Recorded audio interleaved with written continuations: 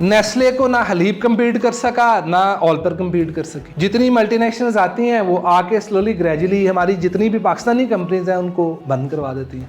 क्यों? मेरी लाइफ में जो मेरा ओवरऑल प्रोफेशनल करियर है ये ज़्यादा लंबा नहीं चलेगा। कभी अपने भाई बहन बेटे बेटी को बिजनेस में ना लेकर के आए। अगर आया तो बोर्ड ऑफ डायरेक्टर्स में रखे और कभी भी नीचे इंटरेक्ट नहीं करने दें उसको। अस्सलाम वालेकुम एवरीबॉडी, मेरा नाम खुर्रम शहजाद है।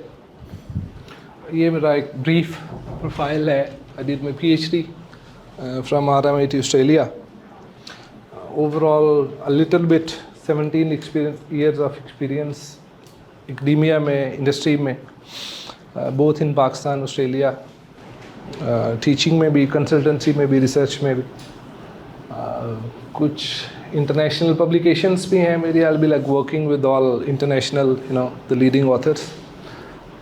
ये ज़्यादा मेरी रिसर्च जो स्मॉल बिजनेसेस हैं उनकी कंपेटिटिवनेस के हवाले से होती है। उसके बाद कंसल्टेंट हूँ मैं एशियन डेवलपमेंट बैंक के साथ। उनको मेनली मैं कंसल्ट करता हूँ in terms of evaluation of their development programmes. Pakistan में आपने देखा होगा जो स्मॉल स्केल इंडस्ट्रीज़ हैं जिनको SMEs कहा जाता है, स्मॉल एंड मीडियम एंटरप्राइजेस, उनकी डेवलपमेंट के हवाले से इंटरनेशनल प्रोग्राम्स आते हैं सपोर्ट प्रोवाइड करने के लिए। SMEs usually short of resources ही होते हैं, पैसा कम होता है इनके पास, एक्सपर्टीज़ कम होती हैं। तो अगर आपने कभी इंक्यूबेशन का कॉन्सेप्ट सुना और जो मेडिकल टर्म में होता है कि जब एक बेबी पैदा होता है तो उसके लिए सबसे पहला जो चैलेंज होता है वो भला किस चीज़ का होता है?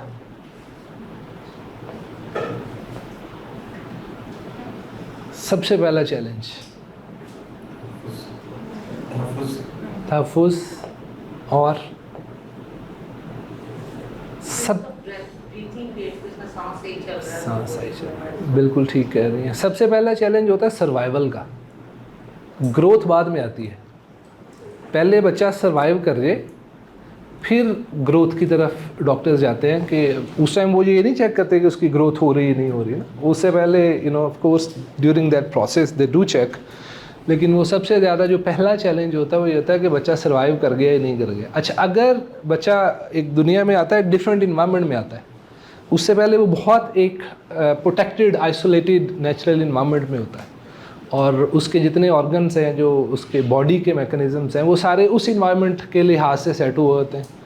अब उसके बाद वो एकदम से जब इस ब्रूटल दुनिया में आता है तो वो रोना शुरू करता है। इसलिए रोना शुरू करता है कि उसके सारे जो सेंसेस होते हैं उसको बताते हैं कि भाई अब ये वो उस तरह का कंफर्टेबल जो है वो प्रोटेक्टेड इन्वायरमेंट नहीं है।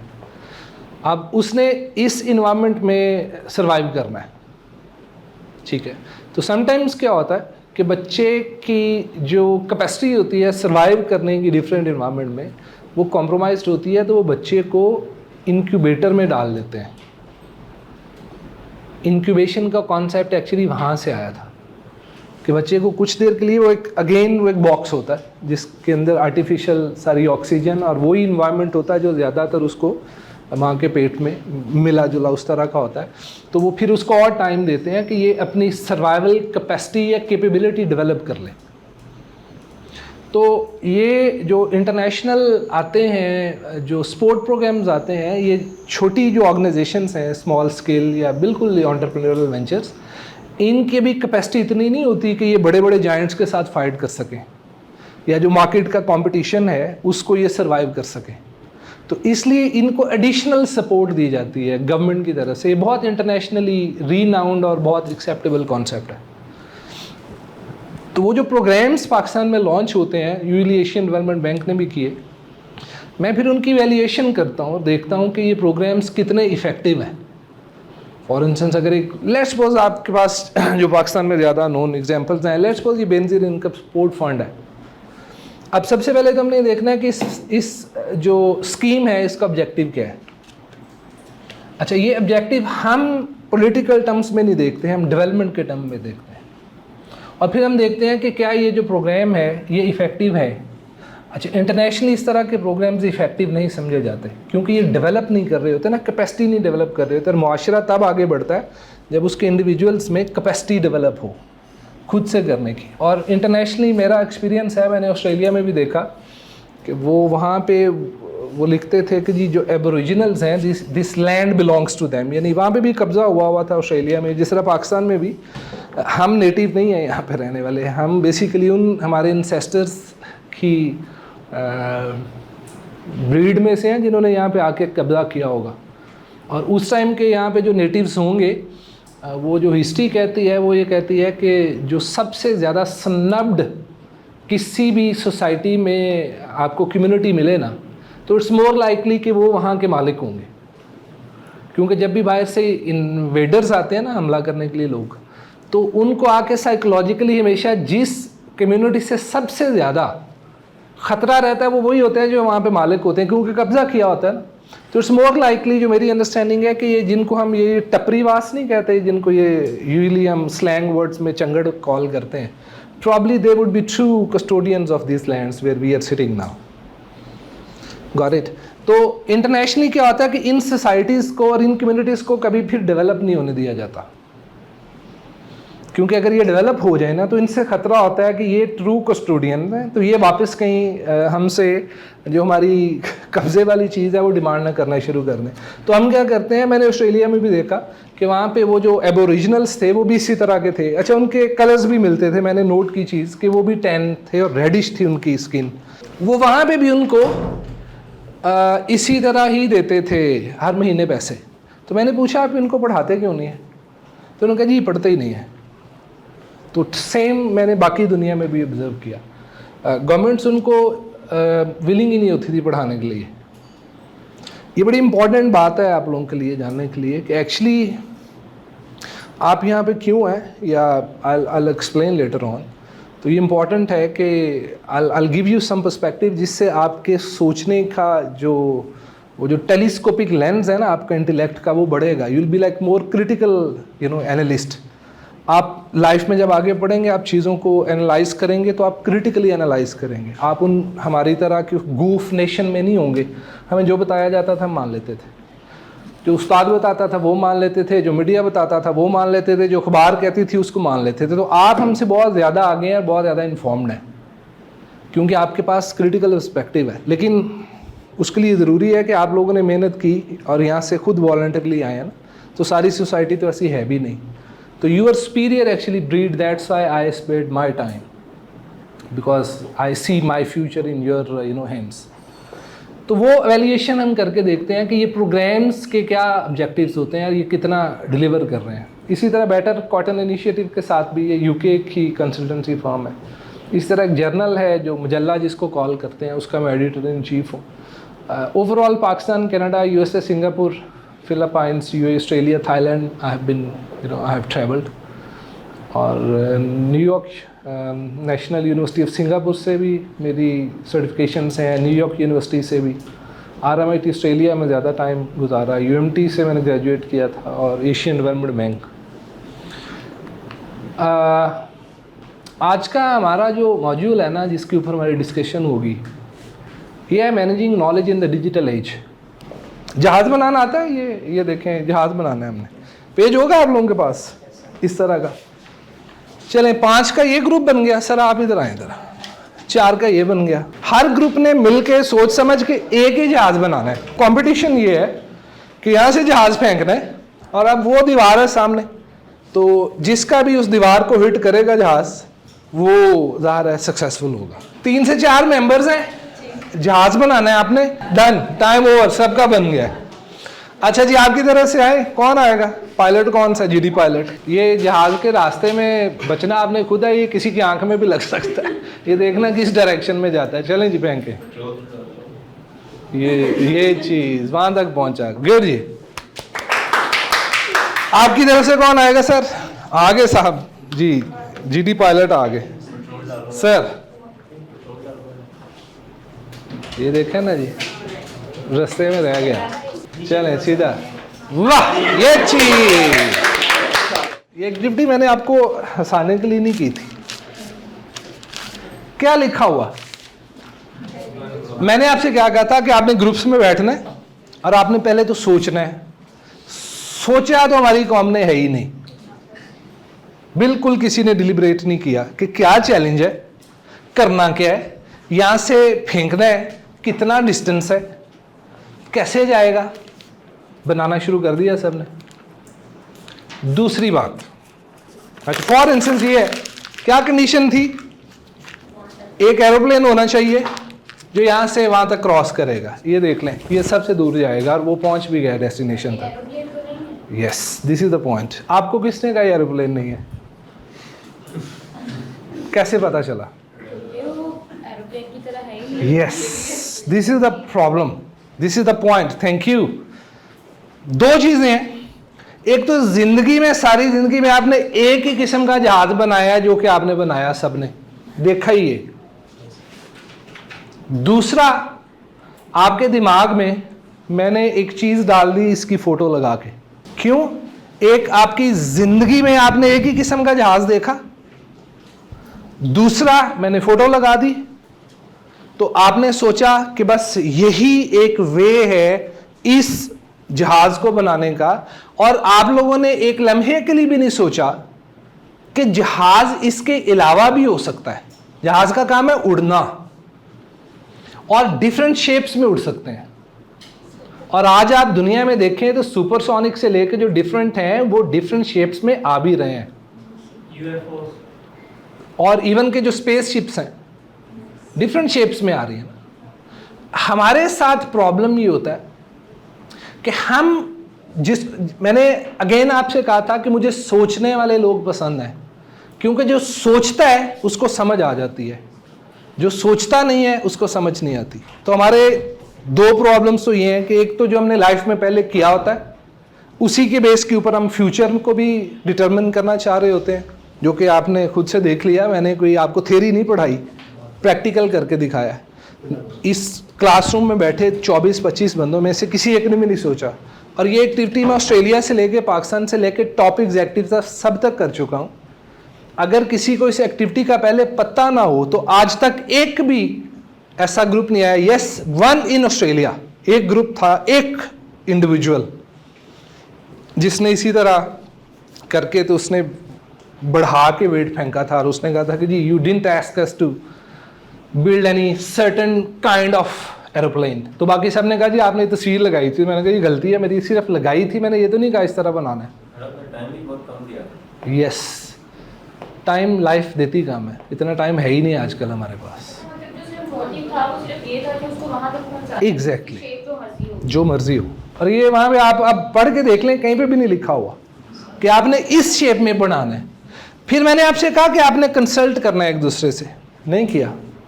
डिलिब्रेशन हम नहीं करते, ये हमारा कौम का प्रॉब्लम है। हम एक दूसरे से डिस्कस नहीं करते।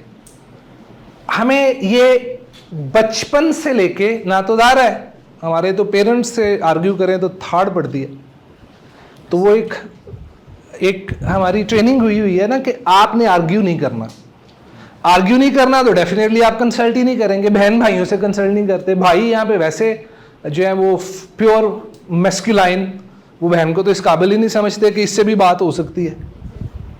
थप्पड़ पड़ता है और उनको कहते तुम तो यहाँ बैठो ना। अच्छा, पेरेंट्स भी फर्दर, जो लड़की हैं स्पेशली, उनको घर में उस तरह की उतनी इंटेलेक्चुअल नहीं मिलती जो है वो, तो आप लोगों के लिए ज़्यादा चैलेंजेस हैं। अच्छा, हम भाइयों की तरफ आ जाए तो भाइयों में शर्म या इतनी ज़्यादा होती है, वो एक दूसरे से बात ही नहीं करते, बाप बात नहीं करते, मशवरा करना तो बिल्कुल ही है ही नहीं। दूसरी, आप एक दूसरे के बारे में सोचेंगे और ट्रू फीलिंग है, मैं अपने साथ बैठूँ ये तो मेरे जैसा, इसको मेरे से ज़्यादा कैसे पता है। हम इसलिए एक दूसरे से बात नहीं करते। इसलिए हमें आज तक लाइफ में यही नहीं पता कि इनोवेशन, क्रिएटिविटी और प्रोडक्टिविटी का फॉर्मूला क्या है। वो इंसान है, और हर इंसान यूनिक है, और हर इंसान आपस में अंदर से उतने डरा हुआ है जितने हम डरे हुए हैं, या जितने आप डरे हुए हैं। एक दूसरे का डर खत्म करें।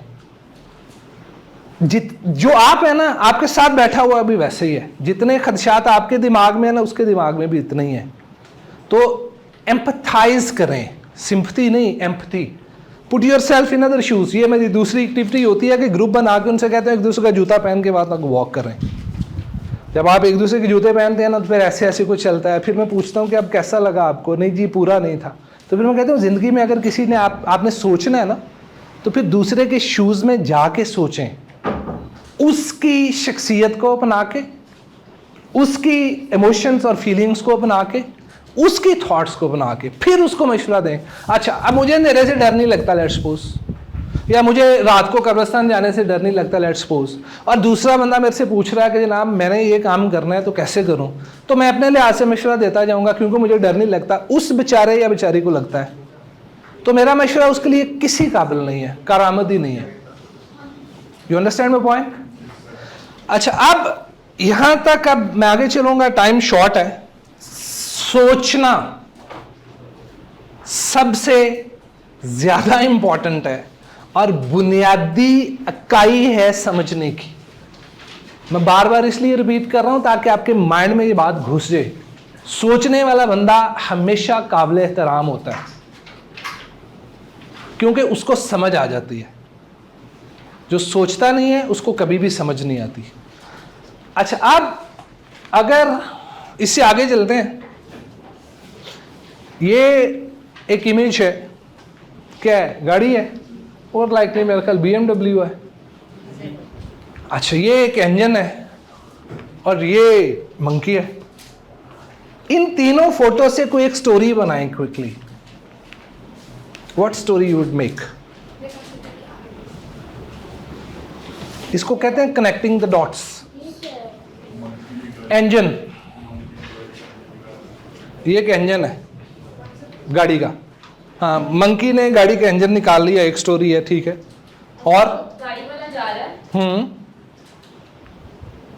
गाड़ी वाला जा रहा है, मंकी को देख रहा है, वो मंकी साइड पे खड़ा होगा, और जो गाड़ी का इंजन है वो खराब हो गया। एक और स्टोरी है। हाँ, ठीक है।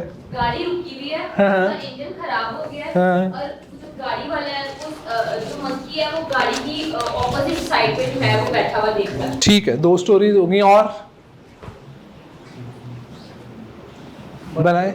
मंकी को किसी ने बताया कि इस इंजन से हम गाड़ी चला सकते हैं, वो सोच रहा है कि कैसे इस इंजन से गाड़ी। ठीक है, गुड। तीसरी स्टोरी। और कार है वो रास्ते में आउट ऑफ ऑर्डर हो गई है, तो फिर मंकी जो वो रिपेयरिंग कर रहा था तभी वो जो उसका इंजन निकालता है तो मंकी इसका लेके भाग जाता है। ठीक है, वेरी गुड, ये भी एक अच्छी स्टोरी है। और इस तरह की स्टोरीज बनाते रहा करें, इसको कहते हैं कनेक्टिंग द डॉट्स। यानी आप मीडिया देखते हैं ना, मैं आपको क्रिटिकल एनालिस्ट के तौर पे देखना चाहता हूं कि हमारी नई जनरेशन जो आप बहुत ज़्यादा माशाल्लाह हम लोगों से ज़्यादा इन्फॉर्म्ड है। अब मीडिया में बहुत ज़्यादा खबरें आती हैं, आपको पता है कि ये सारी खबरें रिलायबल नहीं है और हर खबर के पीछे अपना हिडन एजेंडा है। आपका माइंड बनाने की कोशिश की जा रही होती है हर चीज़ के बारे में, इसलिए आप क्रिटिकल हो जाते हैं। इस तरह आंख बंद कर लेना ना, दैट इज़ कॉल्ड क्रिटिकलनेस। और हमेशा अपनी लाइफ में ना एक आंख बंद करके ऐसे ही देखना है आपने चीज़ों को क्रिटिकली। ठीक है, मैंने आपको एक पर्सपेक्टिव दिया, वो अगेन सोचने समझने की अहलियत नहीं वो बंदा रखता जिसने इसको एज इट इज़ मान लिया। पहले इसको ऐसे करके सोचें कि ये जो कह रहे हैं खुरम साहब, ये बात वाकई सेंस में करती है। अगर आपने सोचे समझे बगैर मेरी इस बात को मान लिया तो अगेन प्रॉब्लम है। अच्छा, अगर आप सोचेंगे और फिर सोच के आपको समझ आई कि हाँ ये बात ठीक है, और फिर आपने उसको अपनी रियलिटी का पार्ट बना लिया, that would become your knowledge. उसकी आपके पास जस्टिफिकेशन भी होगी लाइफ में। कभी आप किसी बंदे से बात कर रहे होंगे, आप उससे पूछेंगे तो आप उसको जस्टिफाई करके बता सकते होंगे। अदरवाइज ये बिल्कुल उस रट्टे की तरह है कि जो जिसने बताया याद कर लिया, कारी ने बताया वो याद कर लिया, मुल्ला ने बताया वो याद कर लिया, टीचर ने बताया वो याद कर लिया, मीडिया ने बताया वो याद कर लिया। तो दैट इज़ नॉट कॉल्ड क्रिटिकलनेस। अच्छा, अब इस तरह की स्टोरीज बनाते रहते हैं तो इससे क्या होती है कि हमारी प्रॉब्लम सॉल्विंग और इनोवेटिवनेस एस्टेब्लिश होती है, और इससे बोंगी स्टोरीज ही बनेंगी, इकोलॉजिकल नहीं बनेगी। लेकिन जो इनोवेशंस हुई हैं लाइफ में या वर्ल्ड में, वो इनिशियली बहुत ही ज़्यादा बोंगी ही सुनी और समझी जाती थी, लेकिन बाद में जब वो रियलाइज हुई, कैपिटलाइज हुई, तो फिर दुनिया ने देखा कि ये वाकई ही अच्छी इनोवेशंस और आइडियाज़ हैं। अच्छा, अब हो क्या रहा है, मैं अपनी स्टोरी से इस तरह बनाता हूँ कि जो ऑर्गेनाइजेशनल लीडर्स हैं, ये ज़रा हमारा मैनेजिंग इन डिजिटल एज है, तो मैं ज़रा आपको उस ऑर्गेनाइजेशन के पर्सपेक्टिव में रखूँगा। जो ऑर्गेनाइजेशन लीडर्स हैं ना, ये 20वीं सदी के डिज़ाइंस के साथ और 19वीं सदी की मैनेजमेंट प्रैक्टिसेस के साथ और 18वीं सदी के माइंडसेट के साथ 21वीं सदी में मूव करना चाहते हैं। यानी ये माइंडसेट है, ये या जिसको आप लीडर कह लें या माइंडसेट है, ये एक फॉर इंस्टेंस डिज़ाइन है, लेकिन इंजन जो है वो सुजुकी का है। अब आप इसको BMW में रख दें तो BMW 200-300 के ऊपर नहीं दौड़ेगी। बेशक उसका मॉडल या जो इंफ्रास्ट्रक्चर है वो सपोर्ट कर रहा है, लेकिन इंजन नहीं सपोर्ट कर रहा। अच्छा, अब दूसरी बात, आप इस गाड़ी में भाई साहब को बिठा दें तो फिर भी ये डेस्टिनेशन पे नहीं पहुंचेगी। You get my point? अच्छा, अब इस BMW का इंजन निकाल के आप सुजुकी मैरान में रख दें तो फिर भी वो स्पीड नहीं मारेगी। इसका मतलब ये है कि हमें अपनी लाइफ को, इवन पर्सनल लाइफ से लेके ऑर्गेनाइजेशन में जब आप काम कर रहे होंगे, हर चीज को एक सिस्टम में और एक होलिस्टिक पर्सपेक्टिव में देखना पड़ता है। जब तक किसी भी रेसिपी के सारे इंग्रेडिएंट्स पूरे ना हो, आप उससे कभी भी वो टेस्ट नहीं डेवलप कर पाते। इसलिए हमारी लाइफ में हम जो गोल अचीव करना चाहते हैं उसके भी सर्टेन इंग्रेडिएंट्स हैं, लेकिन हमारी एक बहसीयत कौम सबसे बड़ा डिलेमा ये है कि हम हर चीज अपनी मर्जी से करना चाहते हैं, अपनी मर्जी से, अपने मिजाज के मुताबिक करना चाहते हैं, लेकिन रिजल्ट्स हमारी ख्वाहिश के मुताबिक होने चाहिए। अब साइंस कहती है कि भाई ये मैं छोड़ूंगा तो ये नीचे ही जाएगा, लेकिन मेरा मिजाज ही है कि मैं इसको छोड़ूं भी लेकिन जाए भी ऊपर। अब साइंस तो बहरहाल नाकाम हो जाएगी, तो फिर मैं क्या करूंगा? मैं मिजाज तो तब्दील नहीं करूंगा। हाँ, मैं फिर क्या करता हूं बहसीयत कौम, मैं फिर दुआ करता हूं कि या अल्लाह ये ऊपर जाए। इस बात को समझें आप। ये पानी जो है ना यहाँ पे पड़ा हुआ है, मैं पी सकता हूँ, इसके लिए मुझे दुआ करने की जरूरत नहीं है। और बहुत ज़्यादा लोगों की जो दुआएं होती हैं ना, वो किसी के 1 मिनट की फ़ोन कॉल या 1 सेकंड की मुशक्क़त का काम होता है बस। हम अपनी ज़िंदगी में ये भी हमें नहीं पता होता कि हमने दुआ कौन सी करनी है। अच्छा, अब जब हम अपने आप को बेवकूफ़ बना रहे होते हैं और चीज़ प्योर साइंस से होनी होती है, लेकिन हम अपने मिजाज के मुताबिक करना चाह रहे होते हैं, तो फिर हम ये सारे के सारे फिर वो जो है दुआओं में या उन तरह की चीज़ों में जाना शुरू कर देते हैं। दुआ उस चीज़ के लिए की जाती है जिसमें आपका इख्तियार नहीं है।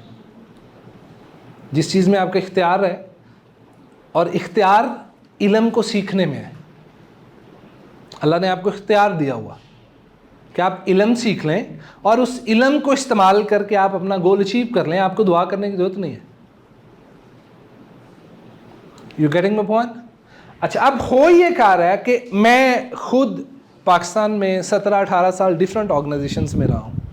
हमारे यहाँ पे हर इंसान का मिजाज है। आप जब कल को एक कंपनी बनाएंगे, आप उसमें बॉस बन जाएंगे। अब आपका मिजाज है कि आपको रोज़ अपने आप को यकीन दिलाना, क्योंकि शख्सियत में पुख्तगी नहीं होती ना, अंदर से बहुत कमज़ोर होते हैं। या तो बाप के बिज़नेस के ऊपर बैठ गए या फिर वैसे फ्लूक लग गया। अब हर रोज़ अपने आप को यकीन दिलाने के लिए कि मैं बॉस हूँ, बड़ा सारा ऑफिस बनाएंगे, उसमें बैठेंगे, 2-3-4 एमई मुलाजिम रख लेंगे और किसी न किसी को महीने के बाद बुला के या तो डांट देंगे या उससे पूछेंगे तुमने मेरे से पूछे बगैर ये काम कैसे कर लिया। और लोगों को किसी न किसी तरीके से तज़हीक उनकी करते रहेंगे, ह्यूमिलेशन करते रहेंगे। किसी को पावर नहीं देंगे, किसी को एम्पावरमेंट नहीं देंगे, किसी को फैसला करने का इख्तियार नहीं देंगे। और बात आप उनसे करेंगे, इन एंटरप्रेन्योर से, इन कंपनीज के मालकान से, तो कहेंगे कि हमने ये बनना है। हालांकि इसको बनने के लिए आपको एक ख़ास निज़ाम चाहिए जो अल्लाह ने बनाया हुआ है, आप उसको अडॉप्ट कर लें तो आप वो बन जाएंगे। लेकिन हमने अडॉप्ट तो ये करना है, ये मेरा मिजाज है, मैं इस तरह से बड़ा हुआ हूँ और ये मिजाज मैंने छोड़ना नहीं है।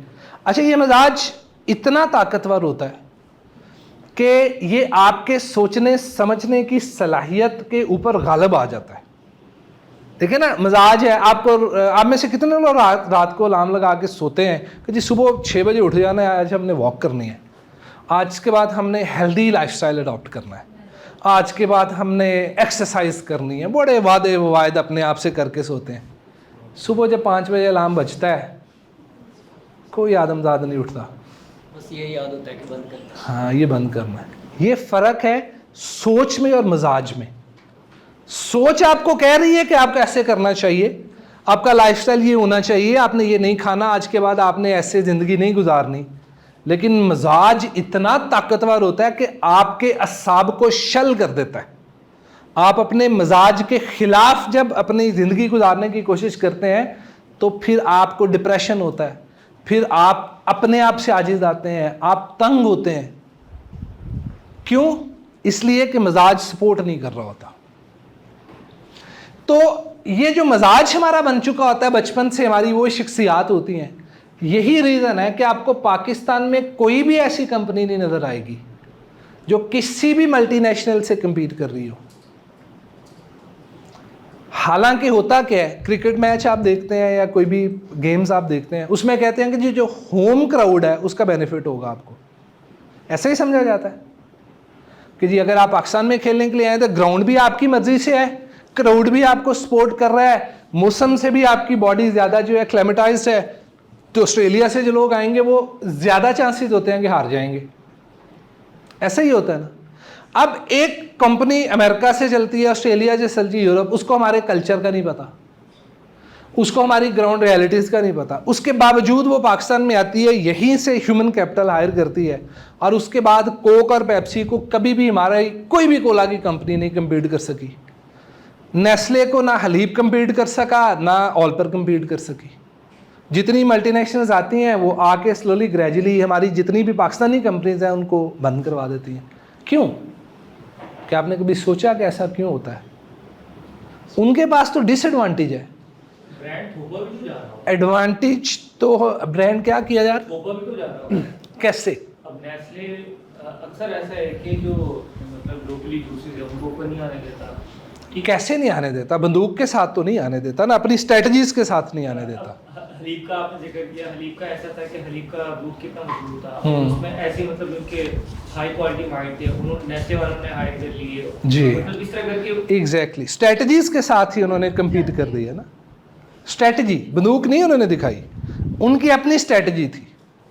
तो आपने सही आइडेंटिफाई किया है कि ये जो कंपनीज बाहर से आती हैं ना, ये अपना एक मिजाज लेके आती हैं और वो मिजाज ही उनको बेसिकली जितवा देता है। हमारे पास उन कंपनी से जीतने के लिए मिजाज ही नहीं है। हम जिंदगी में उनसे कभी नहीं सीख सकते, जीत सकते। इसीलिए देखें कि हम में क्या प्रॉब्लम है, क्या कमी है कि हम मल्टीनेशनल नहीं हो पाते। हमारी कौन सी कंपनी है जो, अगर हमारे इस टाइम मुल्क में 70 मल्टीनेशनल्स काम कर रही हैं FMCG में, तो हमारी एक भी नहीं है। ह्यूमन कैपिटल तो यहीं से हायर हो रहा है ना सारे का सारा। इसका मतलब है कि उन कंपनीज के पास सिर्फ एक चीज़ होती है, मैनेजमेंट प्रैक्टिसेस। उन्होंने वो मैनेजमेंट प्रैक्टिसेस सीख ली हुई हैं। हमारा प्रॉब्लम ये है कि हम मदरसे में जाते हैं या जिस भी रिलीजियस इंस्टीट्यूशन से आप हैं वहाँ पे जाते हैं और वहाँ पे आप जो भी कुरान पढ़ते हैं वो सिर्फ पढ़ते हैं, उसको अपनी लाइफ में अप्लाई नहीं करते। स्कूल कॉलेज में आप जाते हैं, जो भी चीज़ें हैं, कॉन्सेप्ट्स हैं, प्रैक्टिस हैं, वो सिर्फ पढ़ते हैं, पेपर देते हैं, वापस आ जाते हैं। मिजाज में तब्दीली नहीं आती। बाहर मैंने ऑस्ट्रेलिया में पढ़ाया है, वो जो पढ़ते हैं उनका वही ईमान है, वो जो पढ़ते हैं उनका ईमान है उस चीज़ के ऊपर। हम जो पढ़ते हैं उसके ऊपर ईमान नहीं है। ईमान तब होता है जब मुझे पता हो कि भाई ये चीज़ है तो ऐसे ही बननी है, मैं इसको ऐसे ही बनाऊंगा। आपने एक रेसिपी ली मार्केट से, उसमें लिखा है ये इंग्रेडिएंट्स हैं, ऐसे ऐसे बनाने हैं, मैं उसकी तरह बनाना शुरू कर देता हूँ। इसका मतलब है मुझे इस रेसिपी पे भी मान है, इंग्रेडिएंट में अप्लाई कर रहा हूँ, लेकिन अगर मैं उसमें अपनी डिफरेंट करना शुरू कर दूंगा तो टेस्ट वो नहीं आएगा। अब ये प्रॉब्लम है हमारे मुआशरे का, और ये मुआशरे की नेक्स्ट जनरेशन आप लोग हैं। तो इस बात को भी सोचिएगा कि असल में जब आप लीड करेंगे या ऑर्गेनाइजेशंस में जाएंगे या अपनी लाइफ को मैनेज करेंगे, तो क्या आप 21st सेंचुरी में तो हैं और ग्रो भी करना चाह रहे हैं, लेकिन क्या आपके पास 19th, 18th और 20th सेंचुरी के जो ओल्ड इंग्रेडिएंट्स हैं उनके साथ आप 21st सेंचुरी में मूव करना चाह रहे हैं, तो आप कभी भी कंपीट नहीं कर सकते। ना आपकी ऑर्गेनाइजेशन कंपीट करेगी, ना आप एज एन इंडिविजुअल कंपीट कर सकते हैं। तो टाइटल हमारा आज की डिस्कशन ये है कि managing in the digital age. Digital age में हमने मूव करना है, वो हम सीखना चाह रहे हैं। इससे आगे चलते हैं। मैंने आपको पहले बताया था कि सोचना क्यों जरूरी होता है। देखिए, ये आइंस्टाइन के बारे में आपने सुना होगा, बहुत मशहूर फिलोसोफर था। उससे किसी ने पूछा कि एजुकेशन क्या होती है। उसने कहा कि एजुकेशन जो है ये बिल्कुल भी बहुत ज़्यादा चीज़ें समझ जाने का नाम नहीं है। Not many facts, but it's a training of a mind. ये एक माइंड की ट्रेनिंग है कि वो सोचता कैसे है। ये आइंस्टाइन, जिसने वर्ल्ड में नोन बंदा है, जिसका इंपैक्ट है, जिसकी कंट्रीब्यूशन है, उसने भी कहा कि अगर आप किसी एजुकेशन के सिस्टम में लोगों को सोचने की ट्रेनिंग दे दें, ट्रेनिंग होती है स्किल, ट्रेनिंग हमेशा स्किल की दे जाती है। गाड़ी चलाना आपने सीखना है तो उसके लिए ट्रेनिंग दें, आप प्रैक्टिस करके देखते हैं, इट मीन्स कि ये स्किल है जो आपको लर्न करना पड़ेगी। सोचना सबको नहीं आता। जब मुकालमा हुआ था ना खुदा का कि जी सजदा करो, तो इब्लीस ने कहा था कि जी नहीं करूंगा, ये मेरे से कमतर है। देखिए, अल्लाह चाहता तो कई दलीलें दे सकता था, तवीलें दे सकता था, लेकिन एक ही दलील दी, आदम के बाकी सारी मखलूक से सुपीरियर होने में। और वो क्या लॉजिक थी? नॉलेज। और फिर कहा इसे सवाल पूछो। वो सवाल बड़ी देर चले होंगे, ये नहीं है कि हमें किसी ने पूछा अगर उसने जवाब दिया। वो कहते हैं बताओ दरख्तों के नाम। उन्होंने सिर्फ दरख्तों के नाम नहीं बताए थे, उन्होंने ये भी बताया था कि हर दरख्त की कसाफत क्या है, हर दरख्त की बेसिकली इसका मजाज क्या है, हर जो फल था, जो फूल था, इसकी यूटिलिटी क्या है। आज एक बीज के ऊपर पीएचडी होती है। यानी अगर आपने जस्ट ये सरसों के जो बीज हैं उनके ऊपर सारी रिसर्च करके आप देखें इसमें कितने मिनरल्स हैं, इसकी क्या यूटिलिटी है, क्या बेनिफिट्स हैं, क्या इसके डिसएडवांटेजेस हैं, तो उसके ऊपर पूरी एक पीएचडी की डिग्री अवार्ड होती है। आदम के पास पूरी दुनिया की सारी इस बॉटनी से लेके हर चीज़ की पीएचडीज मौजूद थी, फिर था कि सुपीरियर है। और वो सोचने और समझने की दोनों सलाहियतों को उन्होंने डिमॉन्स्ट्रेट किया था।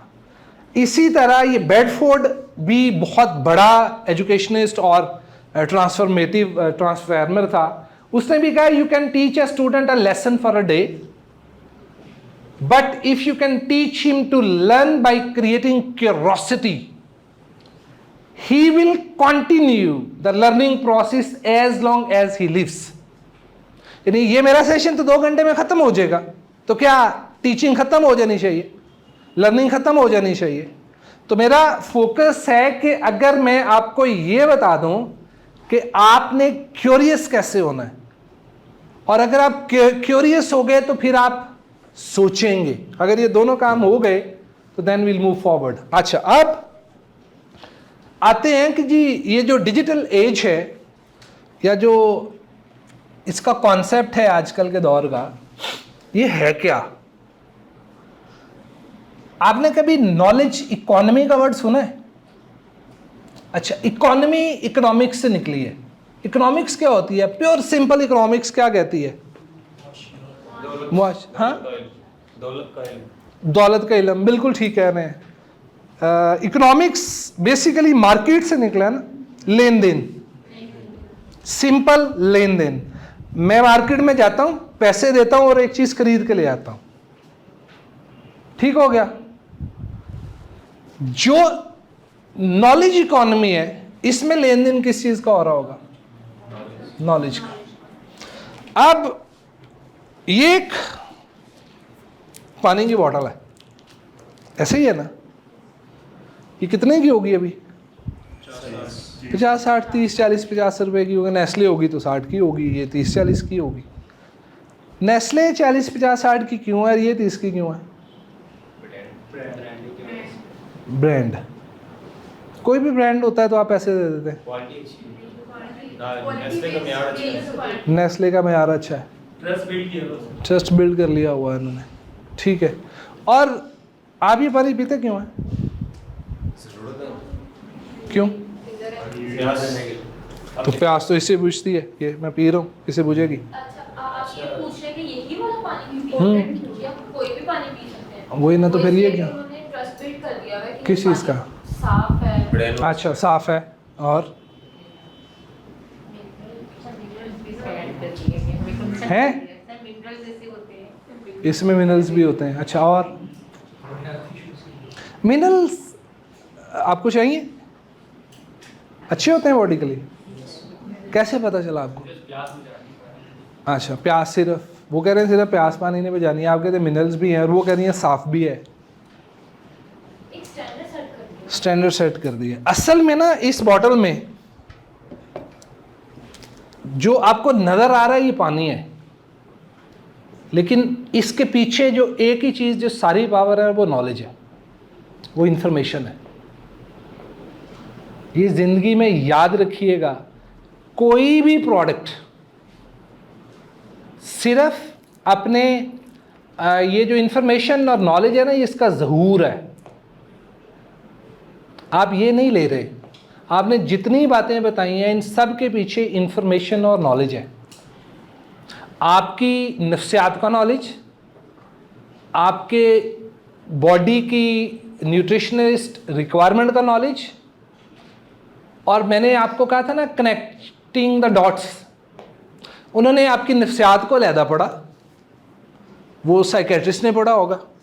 आपकी बॉडी की कंपोजिशन को डेफिनेटली डिफरेंट लोगों ने पढ़ा होगा, वो मेडिकल के लोग होंगे। फिर मार्केट की नफ्सियात को जो जिन लोगों ने पढ़ा होगा, वो इन दोनों में से नहीं होंगे, वो इंडस्ट्रियल साइकोलॉजी के लोग होंगे। इसी तरह बहुत ज़्यादा साइंसदानों ने फिर पानी को भी पढ़ा। फिर पानी में एम ही तो नहीं, आप कुछ भी ऐड कर दें तो मिनरल्स ऐड हो जाते हैं। फिर मिनरल्स के जो साइंटिस्ट थे वो डिफरेंट होंगे। कितनी डिफरेंट साइंसेस का इल्म इकट्ठा करके उन्होंने एक बॉटल में बंद किया और उसको मार्केट में बेच रहे हैं, और आप उसको पे कर रहे हैं, and they are making money. ये सिंपल डिजिटल एज का काम है, और ये simple, it's called knowledge economy. अपनी जिंदगी में आज के बाद एक चीज सोचिएगा, कहते हैं जी एंटरप्रेन्योर्स आइडिया लेकर के आता है, आइडिया लेकर के आता है ना, जिसको ये हम एंटरप्रेन्योर कहते हैं कि जी नया बिजनेस या वेंचर शुरू करना है। आइडिया होता क्या है? क्या होता है आइडिया? ख्याल। अच्छा, आइडिया किसी भी मसले का हल होता है। जिसको आप आइडिया कहते हैं ना, एक्चुअली ये सॉल्यूशन होता है किसी प्रॉब्लम का। पानी गिर रहा है, पाइप लीक कर रहा है, प्रॉब्लम, सॉल्यूशन देगा कोई ना कोई बंदा। इंजीनियर अपनी मर्जी से देगा, दूसरा बंदा मेरे जैसा अपने लिहाज से देगा। कूलिंग कम है, प्रॉब्लम। क्लासरूम ज़्यादा है, लर्निंग कम हो रही है, ट्रांसफॉर्मेशन सोसाइटी में नहीं हो रही, प्रॉब्लम्स। लोग कहते हैं हल क्या है इसका? आप हल लेकर के आते हैं, और अगर वो हल काबिल कबूल हो तो फिर बिकता है, नॉलेज बेस्ड। अच्छा, अब एक बात याद रखें, हर चीज़ है ही नॉलेज बेस्ड। जब से ये कायनात बनी है, आज तक कोई भी एक चीज ऐसी नहीं है जो इल्म की बुनियाद पे खड़ी ना हो। जो दलील और इल्म की बुनियाद पे चीज खड़ी नहीं रहती, वो खड़ी नहीं होती, वो सर्वाइव ही नहीं कर सकती। ये बात माइंड में रखिएगा। अच्छा, आपके माइंड में आज के बाद जिंदगी में लेंस चेंज करने की जरूरत है आपको, स्पेशली सेशन के बाद। वो अक्सर मूवीज देखते हैं, उसमें वो कार्टून होता था, वो ग्लासेस लगाता तो उसको उस तरह के लोग नजर आने शुरू हो जाते थे, बाकी हर चीज गायब हो जाती थी। वो एक वो लगाता था, उसको सब पांडास नजर आने शुरू हो जाते थे। वो एक लगाता था, सारे के सारे एलिफेंट्स बन जाते थे। दैट मीन्स के जिस तरह आपका कद है ना, फिजिकल कद है, इसी तरह आपकी एक इंटेलेक्चुअल हाइट भी है। वो इतनी ज्यादा होनी चाहिए कि आपको आसमान भी नजर आना चाहिए, वहां क्या हो रहा है आपको वो भी पता होना चाहिए। टेलीस्कोप जो है ना, ये एक छोटी सी टेक्नोलॉजी है, हमारी आंख तो नहीं पहुंच पाती ना, लेकिन हमारा इल्म दूसरे गैलेक्सीज तक पहुंच चुका है। हम पहुंच चुके हैं, हमारी फिजिक तो इतनी है, ऐसा ही है ना। हमारी आंख भी वहां तक नहीं जा सकती, हमारी समातों में भी इतनी ताकत नहीं है कि हम, लेकिन हम वहां पहुंच तो चुके हैं। किस चीज की बेस के ऊपर? इल्म की बेस के ऊपर। वो मैं हमेशा सोचता था कि वो कुरान में वाक़या पढ़ते थे कि वो थे, वो जब वो मलका कौन सी थी वो आई तो उसने कहा जी कि मुझे बल्कीस का, तो वो मुख्तलिफ लोगों से पूछा कौन तख्त जल्दी लेकर के आएगा, तो एक ने कहा जी मैं कोई आधे दिन में ला सकता हूँ, किसी ने कहा एक दिन में, किसी ने कहा जी आधे घंटे में, उन्होंने कहा वो तो बाहर आ गया, तो एक ने कहा कि मैं पलक झपने में ले आऊँगा। तो उसके बारे में लिखा कि उस शख्स, उसके पास ऐसा इल्म था। तो मैं सोचता था कि इल्म जादू ही हो सकता है, कि उसने वो जादू किया होगा। लेकिन चूंकि फिर मैंने वो जहाज़ वाली ये जो स्टोरी जिससे आपसे शुरू की कि मेरी ज़िंदगी में इल्म का मकसद जो ऐसा बहुत क्विक होगा वो जादू ही होगा, इससे आगे तो मैंने सोचा समझे कोई नहीं।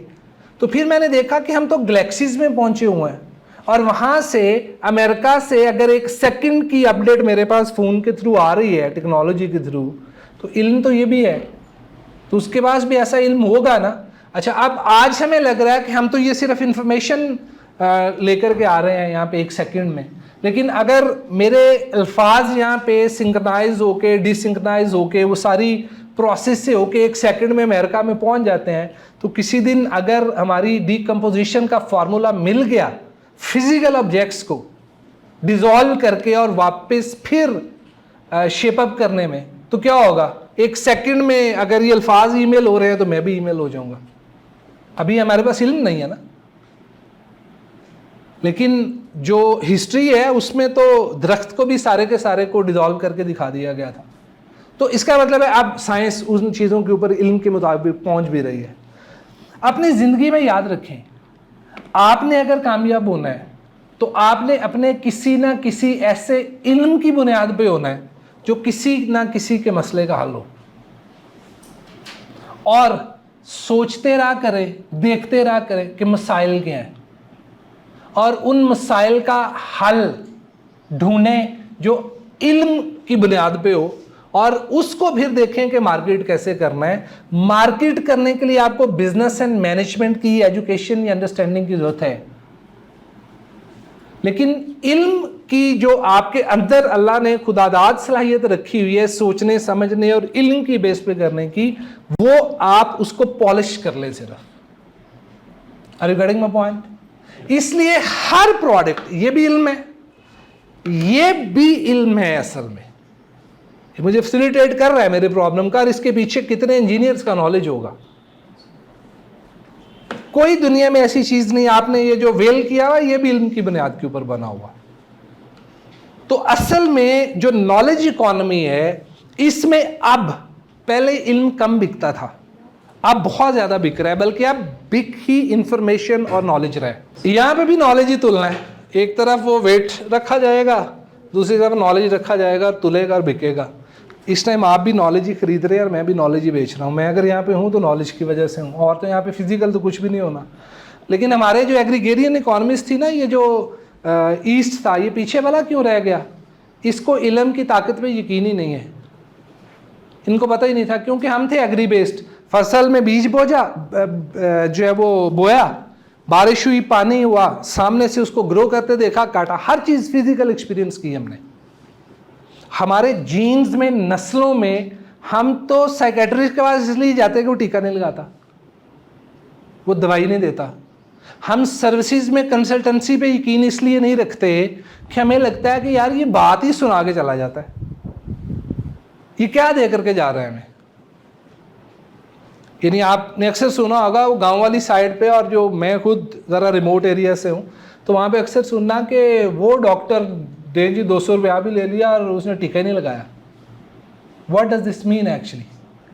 हमारा मजाज ये है, हमारी सोचने समझने की वो जहाज वाली एक्टिविटी की तरह एक ही चीज़ फंसी हुई है कि हम हर चीज़ को जब तक हाथ में 5 सेंसेस से ना मुशाहदा कर लें, हमें लगता है ये हो ही नहीं रही। दुनिया डिजिटल एज में 5 सेंसेस से आगे जा चुकी है।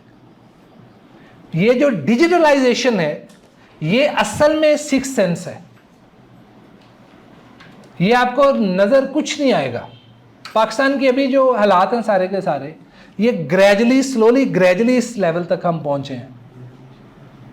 नज़र कुछ नहीं आ रहा होता, लेकिन आपकी आंख में और एक नाइव जो कि बिल्कुल ले पर्सन जिसको हम कहते हैं, जिस बंदे के पास इल्म नहीं है, उसकी आंख में फ़र्क होना चाहिए। देखने को तो जानवर भी देखता है, लेकिन क्या आंख सिर्फ देखने के लिए इस्तेमाल होती है? सुनने को तो जानवर भी सुनता है। तो हम हेयरिंग को तो स्किल नहीं कहते, हम तो लिसनिंग को स्किल कहते हैं। हेयरिंग कभी आपने सुना है कि आज तक जी हेयरिंग स्किल बढ़ानी है? कभी नहीं सुना ना। तो हमेशा लिसनिंग क्यों कहते हैं फिर?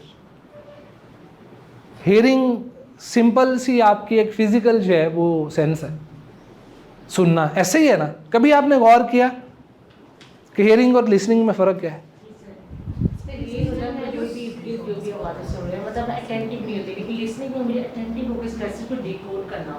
ठीक है, समझना होता है।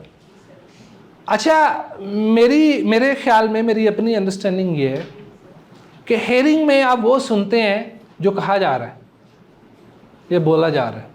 लिसनिंग में आप वो भी सुनते हैं जो ना कहा जा रहा है ना बोला जा रहा है। नॉन वर्बल भी स्किल ही होती है कम्युनिकेशन की। किसी के चेहरे को पढ़ के अंदाज़ा कर लेना कि इसकी इस टाइम सूरत हाल क्या होगी, वो लिसनिंग में आता है, वो हेयरिंग में नहीं आता। मुशाहदा एक होता है, देखना सिर्फ आपको नज़र आ रहा है। एक ही है कि उसकी बेस पे जो आपकी आंखें हैं वो भी देख रही हैं जो नज़र नहीं आ रहा। इकबाल ने कहा था ना, कह रहे नादान फिक्र करके मुसीबत आने वाली है। इकबाल का शेर था उस टाइम के, वही कहता हूँ जो आंखों के सामने आता है। शुरू उसने किया कि राज़े हस्ती मुझे दिल का आईना दिखाता है। लोग पूछते थे ना कि तुम्हें कैसे पता चल जाता है? ये जो उसने कहा राज़े हस्ती, जो रब के राज है, वो मुझे दिल का आईना दिखाता है, वही कहता हूँ जो सामने आंखों के आता है। अरे नादान फिक्र कर मुसीबत आने वाली है, कि तेरी बर्बादियों के मशवरे हैं आसमानों में। What does that mean? कि ऊपर तेरे मशवरे शुरू हो चुके हैं बर्बादियों के, तुम्हें पता नहीं है, सुन उनको, समझ, और फिक्र करके मुसीबत आने वाली है। हमारे पाकिस्तान में भी जो हमारे साथ हो रहा है, आपके ख्याल में ऐसा ही हो गया? बड़ी मेहनत की हमने और मशवरे के बाद हुआ। Got it? तो जो हमारी स्किल्स हैं ना, जो देखना है, जो सुनना है, जो बोलना है, ये सारी की सारी चीज़ें हमने वो भी देखना है जो नज़र नहीं आता, और हमने वो भी सुनना है जो कहा नहीं जा रहा। इसलिए ये सारी जो यहाँ पे एजुकेशन और ये आप जो आज लोग बैठे हुए हैं ना, उसका भी मकसद ये है। एनीवेज, अब ये डिजिटलाइजेशन में चला गया है विंग। अब ये लेगा कोई? अच्छा, जब आप इतना बड़ा बड़ा सर मार रहे हैं कि नहीं लेगा, तो दैट मीन्स कि इसमें और इसमें फ़र्क क्या था? प्रिसीशन का, और प्लस ये जो इंटरफेस है ना, इसमें और इसमें क्या फ़र्क है? हो सकता है ये ज़्यादा एक्यूरेट हो।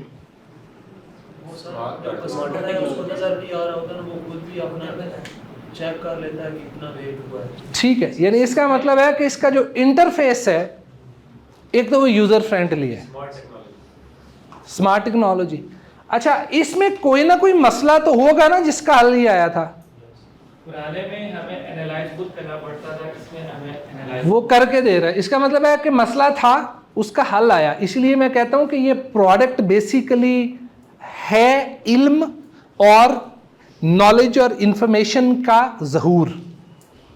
जिस तरह बड़ी देर हम सोचते रहे हैं कि मादा क्या है और रोशनी क्या है, मैटर और एनर्जी में, अगर आपने मैट्रिकुलेशन में वो बेसिक फिजिक्स में पढ़ा हो कि एक मैटर है, एक एनर्जी है, ऐसे ही है ना, ये मैटर है और ये एनर्जी है, ऐसे ही था।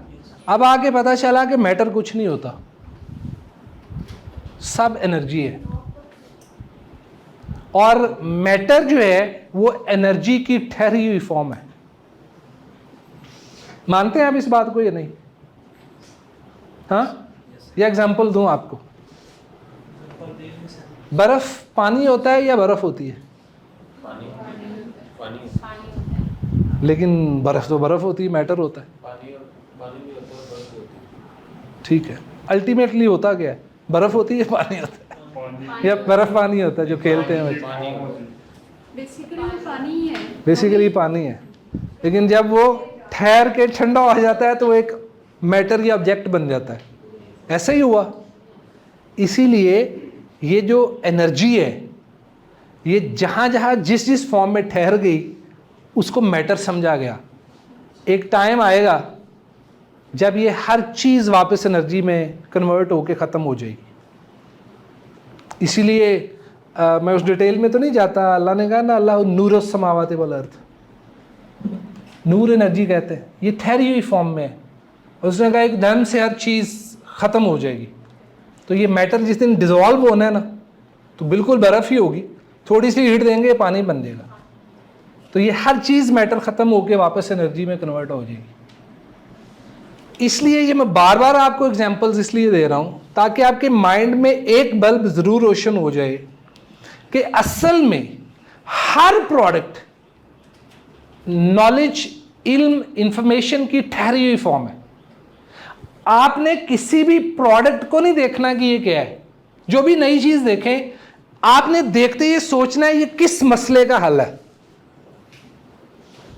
मार्केट में जाएं, कोई भी चीज़ देखें और देखें मसला छोटा सा होता है। ख़वातीन है, वो मैं स्करर पैड की कंपनी को ब्रांड के तौर पे लीड करता रहा हूँ। वो एक स्करर पैड होता था, वो पहले उससे बर्तन साफ़ करते थे, वो जिसको क्या ये कहते हैं जो यूजुअल, नहीं वो तो और है ना, वो तो लेमन बार नहीं, वो स्करर पैड्स को क्या कहते हैं, स्कॉच ब्राइट कहा करते थे।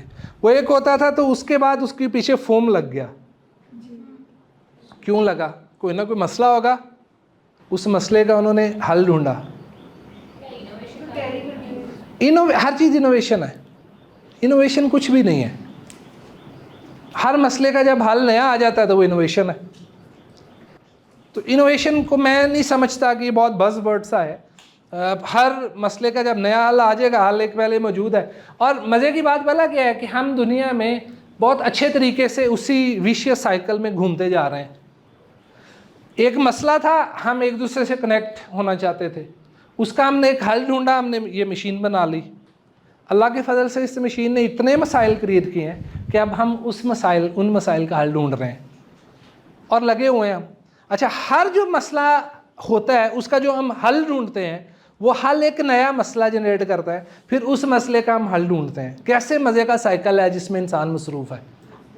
ये दुनिया जब से बनी है ख़त्म होने तक ऐसे ही चलता रहेगा। तो इनोवेशन कभी ख़त्म हो सकती ही नहीं है।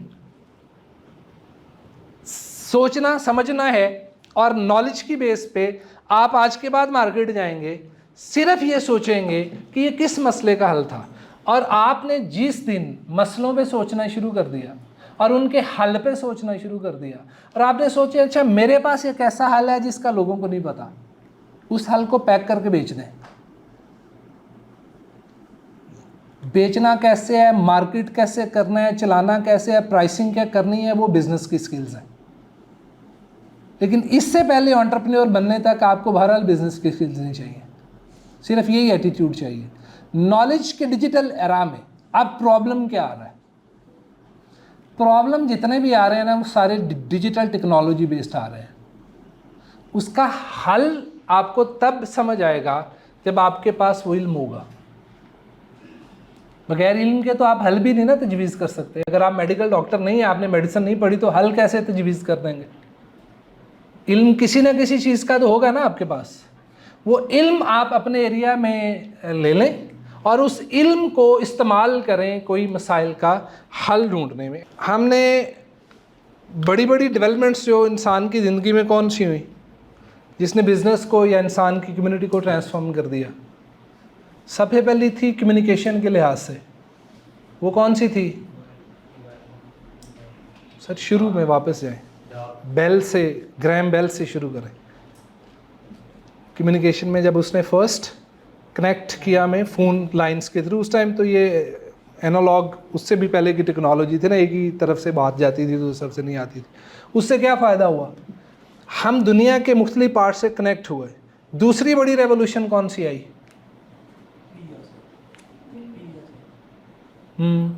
और जिसको इंडस्ट्रियल रेवोल्यूशन कहा जाता है, जो वर्ड में आया, उसमें क्या बना था? किस चीज़ ने रेवोल्यूशनाइज किया था? इंजन ने, स्टीम इंजन ने। क्यों? हमारी जो ट्रांसपोर्टेशन की स्पीड बढ़ गई थी, उसकी रीज़न क्या थी? आप ट्राइब्स में थे, आप चीज़ें प्रोड्यूस करते थे, अपनी नीड से एक्सेस होती थी, आप उसको कहीं पे भी सेल नहीं कर सकते थे। क्यों? आपको ये नहीं पता होता था कि किस मार्केट में किस चीज़ की डिमांड है, नंबर 1। दूसरी बात यह है कि उसको लेकर के वहाँ पे इतनी जल्दी पहुँचेंगे कैसे आप? ये दोनों चीज़ों ने स्पीड अप किया इंसान को। अब उसके नतीजे में क्या हुआ? आज की दुनिया में हम सारी मार्केट वर्ल्ड से रियल टाइम कनेक्टेड है, हमें डिमांड्स का पता है, और अब हम शिप्स के थ्रू भी शिपमेंट्स नहीं कर रहे, वो तो 10, 20, 25, 40 दिन लग रहे हैं। ओवरनाइट इंटरनेशनल डिलीवरीज हो रही हैं, कोरियर्स हो रहे हैं, तो बिजनेसेस इतने तेज़ी से आगे बढ़ रहे हैं। और ये जितने इन न्यू जो मॉडल्स डेवलप हो रहे हैं because of all this technologies और एवोल्यूशन, क्या आपको उन सारी चीज़ों का आइडिया है? इसके लिए ज़रूरी नहीं है बच्चों कि आप सिर्फ हर दफ़ा 2 घंटे की क्लास में आएँ और आप इन चीज़ों को पढ़ें सीखें। ये ट्रेनिंग ऑफ माइंड है। हर रोज़ रीडिंग किया करें। आपने अपने आप को खुद इक्विप करना है इस डिजिटल एज के लिए, किसी ने नहीं करना। और ये 2-3 घंटे बिल्कुल काफ़ी नहीं है आपके। आपके पास अगर आज, और मैं एज्यूम कर रहा हूँ कि you are very committed and determined people, if you have been you have made today to like this session, so that means like you have a curiosity to learn and to develop and grow. हर रोज़ अपने आप को world की developments और technologies के साथ abreast करें, रोज़ पढ़ें, रोज़ सीखें। और इतनी तेज़ दौड़ है कि अभी 5G जब आएगा तो आपको आइडिया ही नहीं है कि दुनिया कितनी तेज़ दौड़ेगी। ये भी सिर्फ वो आँख देख सकती है जिसमें शऊर है, और वो दिमाग उसको समझ सकता है जिसमें फ़हम है। फॉर इंस्टेंस, मैं एक दिन अपने बच्चों को और किसी को समझा रहा था कि देखें, आज से पहले आप चले जाएं जब ये दुनिया इतनी तेज़ नहीं थी। मैं यहाँ से लेट्स सपोज एक इन्फॉर्मेशन थी, ख़त के थ्रू तो पता चलता था, खुदा न खास्ता 2-2 महीने बाद कि किसी की फौतगी हो गई है, तो पहुँचना उस दिन पॉसिबल ही नहीं होता था, और ना कोई ज़रूरी होता था। और अब मैं चला गया हूँ वहाँ पे, तो मुझे नहीं पता वापस क्या हो रहा है यहाँ पे। अगर मैं बहावलपुर हूँ, वापस आऊँगा तो पता चलेगा। अच्छा, दौड़ कैसे लगती है? इसलिए लगती है कि अगर मुझे नहीं पता तो मेरे साथ दौड़ने वालों में से किसी को भी नहीं पता कि पिछले 2 महीने में यहाँ पे क्या हो रहा है। इसलिए मुझे दौड़ क्या होती है, 10 बंदे दौड़ रहे हैं, तो आपने सिर्फ ये चीज़ देखनी है कि आपने 9 से तेज़ नहीं दौड़ना, जो उन 9 में से 8 से आगे, आपने उससे आगे रहना है। उसके लिए जितनी स्पीड वो मेंटेन कर रहा है अभी मेंटेन कर लें, ज़रूरी नहीं कि आपने फुल थ्रॉटल लेनी है। Got it? इसलिए आपने तो देखना है कि सारे कितनी स्पीड से दौड़ रहे हैं, आप भी उतनी स्पीड से दौड़ेंगे। ऐसे ही है, 4G एक सर्टन लेवल पे दुनिया को दौड़ा रहा है। सारे दौड़ रहे हैं ना, तो कंपटीशन में सारे दौड़ना शुरू हो जाते हैं। अब आप नहीं दौड़ेंगे तो आप पीछे रह जाएंगे और सारा मजमा आपके ऊपर से गुजर जाएगा। 5G एक दम से आपको 100 से उठा के 200 पे भगाएगा, पूरी दुनिया को भगाएगा। और 6G उससे ज़्यादा स्पीड बढ़ा देगा। और जब आप इतनी स्पीड में भागेंगे तो बहुत जल्दी इंजन क्लैप्स कर जाएंगे, ये हमें पता है पहले ही। इतनी स्पीड है नहीं इंसान की भागने की, क्लैप्स करना शुरू कर देगा ये बहुत ज़्यादा स्पीड में, क्योंकि बहुत ज़्यादा मिलिटराइज हो गए हैं ना पहले ही, तो साइकोलॉजिकली, इमोशनली और रिलेशनली तो हम क्लैप्स कर ही रहे हैं।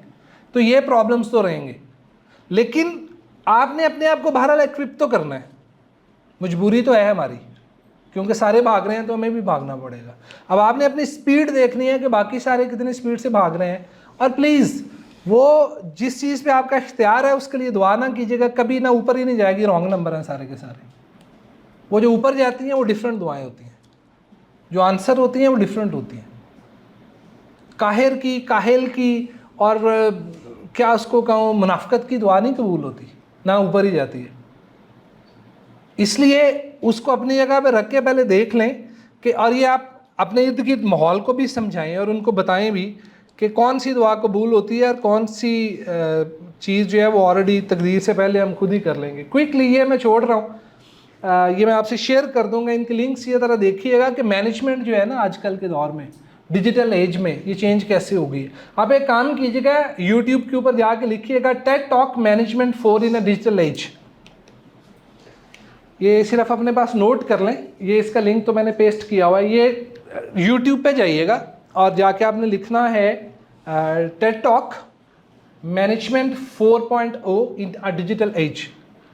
ये 4.0 का मतलब पता है आपको? ये डिजिटल रेवोल्यूशन है। इंडस्ट्रियल रेवोल्यूशन के बाद अब डिजिटल रेवोल्यूशन है, जिसको इंडस्ट्री 4.0 का नाम दिया गया है। अब आप जितनी इंडस्ट्रीज भी देख रहे हैं वो सारी की सारी डिजिटल टेक्नोलॉजीज और इंफॉर्मेशन टेक्नोलॉजी की। कसम से मुझे खुद फील होता है कि मैं बहुत जल्दी ऑब्सलीट हो जाऊंगा अब आने वाले टाइम में। मेरी लाइफ में जो मेरा ओवरऑल प्रोफेशनल करियर है ये ज़्यादा लंबा नहीं चलेगा। आपको पता है कि ये जो बातें मैं आपको बता रहा हूँ ना, बहुत जल्दी आप वर्ल्ड में, इंटरनेशनल वर्ल्ड में तो आपको आर्टिफिशियल इंटेलिजेंस रिपोर्ट्स बताएंगे, मेरे से बेहतर पढ़ाएंगे, एग्जांपल्स भी अच्छी देंगे, उनकी इंटेलिजेंस भी अच्छी है। आपने चैट जीपीटी का तो सुना होगा, कितने लोगों ने चैट जीपीटी देखा है या सुना है? यूज़ कितनों ने किया है? उसको ज़रूर यूज़ करें। एक तो ये मैं ना सारे इंटेलेक्चुअल्स मौलवी डराते पड़े हैं, ये बिल्कुल कुछ नहीं है। दुनिया में जो भी टेक्नोलॉजी आ गई है ना, आपने उसको एक्सपीरियंस करना है। हमें ये बताना है कि उसको एथिकली और रिस्पॉन्सिबली कैसे आपने यूज़ करना है, और आपने उसको इसलिए नहीं इस्तेमाल करना है कि आप वही अपना हैंडीकैप हो जाए। आपने उसको एज अ टूल यूज़ करना है, टेक्नोलॉजी अपने आप को फर्दर स्ट्रेंथन करने के लिए। अपनी कैपेसिटी नहीं आपकी कॉम्प्रोमाइज़ होगी। तो मैं किसी स्टूडेंट को मना नहीं करता, बल्कि मैं प्रमोट करता हूँ कि आप चैट जीपीटी यूज़ करें, उसको यूज़ करके आप क्रिएटिव कंटेंट बनाएं, उससे सीखें। अच्छा, उससे कन्वर्सेट करेंगे तो आपको बेहतर आंसर देगा। आप असाइनमेंट, लेट्स सपोज कोई भी टॉपिक के ऊपर उससे डिबेट करना शुरू कर देंगे तो आपको बड़े क्रिटिकल पर्सपेक्टिव देगा। तो कुछ लोग तो वो है ना कि उन्होंने तो रहना ही है कि हर चीज़ को उन्होंने कट कॉपी पेस्ट करना है। वो लोग लाइफ में वहीं पे रहेंगे जहाँ पे हैं वो आगे नहीं जाएंगे। You are a different breed, इसलिए आपने उस टेक्नोलॉजी को यूज़ करना है। आप कुछ कहना चाह रही थी? ये कह रही थी कि कुछ लोग कहते हैं कि नहीं सही चैट जीपीटी, वो बिल्कुल जिस तरह कहते थे ना शुरू में, स्पीकर ठीक नहीं है। गलत इन्फॉर्मेशन देता है। कॉपी पेस्ट वालों के लिए बिल्कुल ठीक, कॉपी पेस्ट वालों के लिए बिल्कुल नहीं ठीक, क्योंकि जी जी, वो तो ज़ाहिर है वो अपनी सारी इंटेलिजेंस उसको गिव अप कर रहे हैं। लेकिन देखिए, गलत इन्फॉर्मेशन जब वो देता है तो आपके पास तो कंप्यूटर से एक ही एडवांटेज है लाइफ में, रीजनिंग। आपने उसको देख के खुद से डिसाइड करना है कि इन्फॉर्मेशन सही है या गलत है। जी जी, ये इंटेलिजेंस इंसान के पास ही रहेगी। ये कभी भी बहुत अनलाइकली है कि आर्टिफिशियल इंटेलिजेंस इस चीज़ के ऊपर कादर हो जाए, वो प्रोग्राम्ड ही रहेगी। हाँ, अब इशू ये है कि अगर हम जहाज़ इस तरह से बनाएंगे जिस तरह आपने बनाया, तो फिर वो हमसे बहुत आगे है। उसको पता है कि कितने वेज हैं। जहाँ आप जाके चैट जीपीटी में लिखिएगा, जैसे उसे पूछिएगा कि ये एक ड्यूटी है, 5 लोगों में हमने करना है, जहाज़ बनाना है, तो what kind of like aeroplane I should make, देखिएगा उसका आंसर। तो उसकी इंटेलिजेंस आपसे बहुत ज़्यादा है। तो हमें अपनी इस टाइम इंटेलिजेंस के वो जो नट बोल्ट्स हैं ना, उनको ओपन करने की ज़रूरत है। दूसरी ये है how the digital revolution is changing learning. ये भी ज़रा देख लीजिएगा। कि डिजिटल रेवोल्यूशन जो है वो लर्निंग स्टाइल, आपको पता है आप सबके लर्निंग स्टाइल डिफरेंट है। अगर हम सबको चेहरों से पहचान सकते हैं ना कि सारे के सारे मुख्तलिफ हैं, इतना ही आपका लर्निंग स्टाइल भी मुख्तलिफ है। और आपको मज़े की बात बताऊं, जिस तरह के ये ऑर्गन सेम है ना, हमारे 2 कान, 2 आंखें, नाक, सारा कुछ है, चेहरे लोग फिर भी मुख्तलिफ हैं, हालांकि इंग्रेडिएंट्स वही हैं। तो कॉम्पोजिशन की वजह से डिफरेंट है। तो हमारी जो कॉग्निशन है ना, जो दिमाग या जिसको हम कहते हैं शऊर, इसका भी एक इसी तरह का स्ट्रक्चर वहाँ पे भी बना हुआ है। और इसका भी मैं डेमो देता हूँ कि अगर मैं आपको 15 हफ्ते यहाँ पे क्लास होगी ना, तो आप 15 में से कम 13 हफ्ते एक ही साइड पे बैठेंगे, ऑलमोस्ट उसी लेन में बैठेंगे और ऑलमोस्ट उसी लगभग चेयर के ऊपर बैठेंगे। आप अपने घर में उसी साइड पे बेड पे हमेशा बैठेंगे, लेटेंगे, उसी साइड से उठेंगे। अगर आप दाएं पाँव पहले जूते का पहनते हैं तो दाएं पहनेंगे, कपड़े चेंज करने का वो स्टाइल आप उसको पैटर्न ले लेंगे तो 95% सेम होगा लाइफ में। इट मीन्स कि हम ये सब कुछ एक्चुअली हम इनको कॉल करते हैं कॉग्निटिव स्कीमास। ये एक स्कीम बनी होती है हमारे दिमाग में, हम उसके अकॉर्डिंगली, और वो इतनी फिक्स स्कीम होती है कि हम उससे इधर उधर नहीं होना चाहते, इसलिए हमें चेंज पसंद नहीं होता, तब्दीली हमें अच्छी नहीं लगती है, और वो मजाज के ख़िलाफ़ होती है। इसलिए वो जब आपसे कह रहा था ना मजाज का प्रॉब्लम है, वो इसलिए होता है कि हमारे सोचने समझने कितना फिक्स स्टाइल है कि हमें जो ही उससे इधर उधर होना पड़ता है हम अनकम्फर्टेबल हो जाते हैं। ये ज़रा देखिएगा कि लर्निंग स्टाइल डिजिटल एज में किस तरह के चाहिए। अच्छा, इससे याद आया कि लर्निंग होती क्या है भला?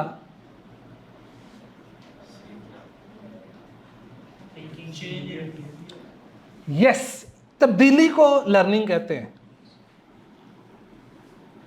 लर्निंग है ही तब्दीली।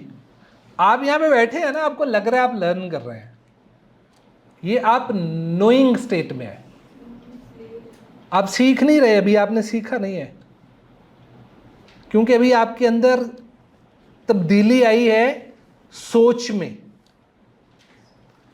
ये तब्दीली आएगी मजाज में। फॉर इंस्टेंस मैंने कहा कि वो जाके घर ज़रा पढ़िएगा, आप में से अगर कोई पढ़ना शुरू हो गया तो वो तब्दीली है, उसने लर्न किया है। बाकी सब आए 2 घंटे किया, क्योंकि हमारे पाकिस्तान में ना खुतबे सुनने में मज़ा बड़ा आता है, इसीलिए तो वो सारे ही जो मर्ज़ी आए खा तो चला गया, ठीक है, अच्छा लगता है सुनने में। खुतबा सुना, बड़ा लगा, आज के बाद ईमान की लाइफ, बाहर गए सब फ्लैट, हवा निकल गई गुब्बारे में से। जी जी, होता है ना ऐसा। इसीलिए अंग्रेज़ बहुत सियाना था, उसने लर्निंग की डेफिनेशन जब दी तो उसने कहा नहीं, ऐसा नहीं है।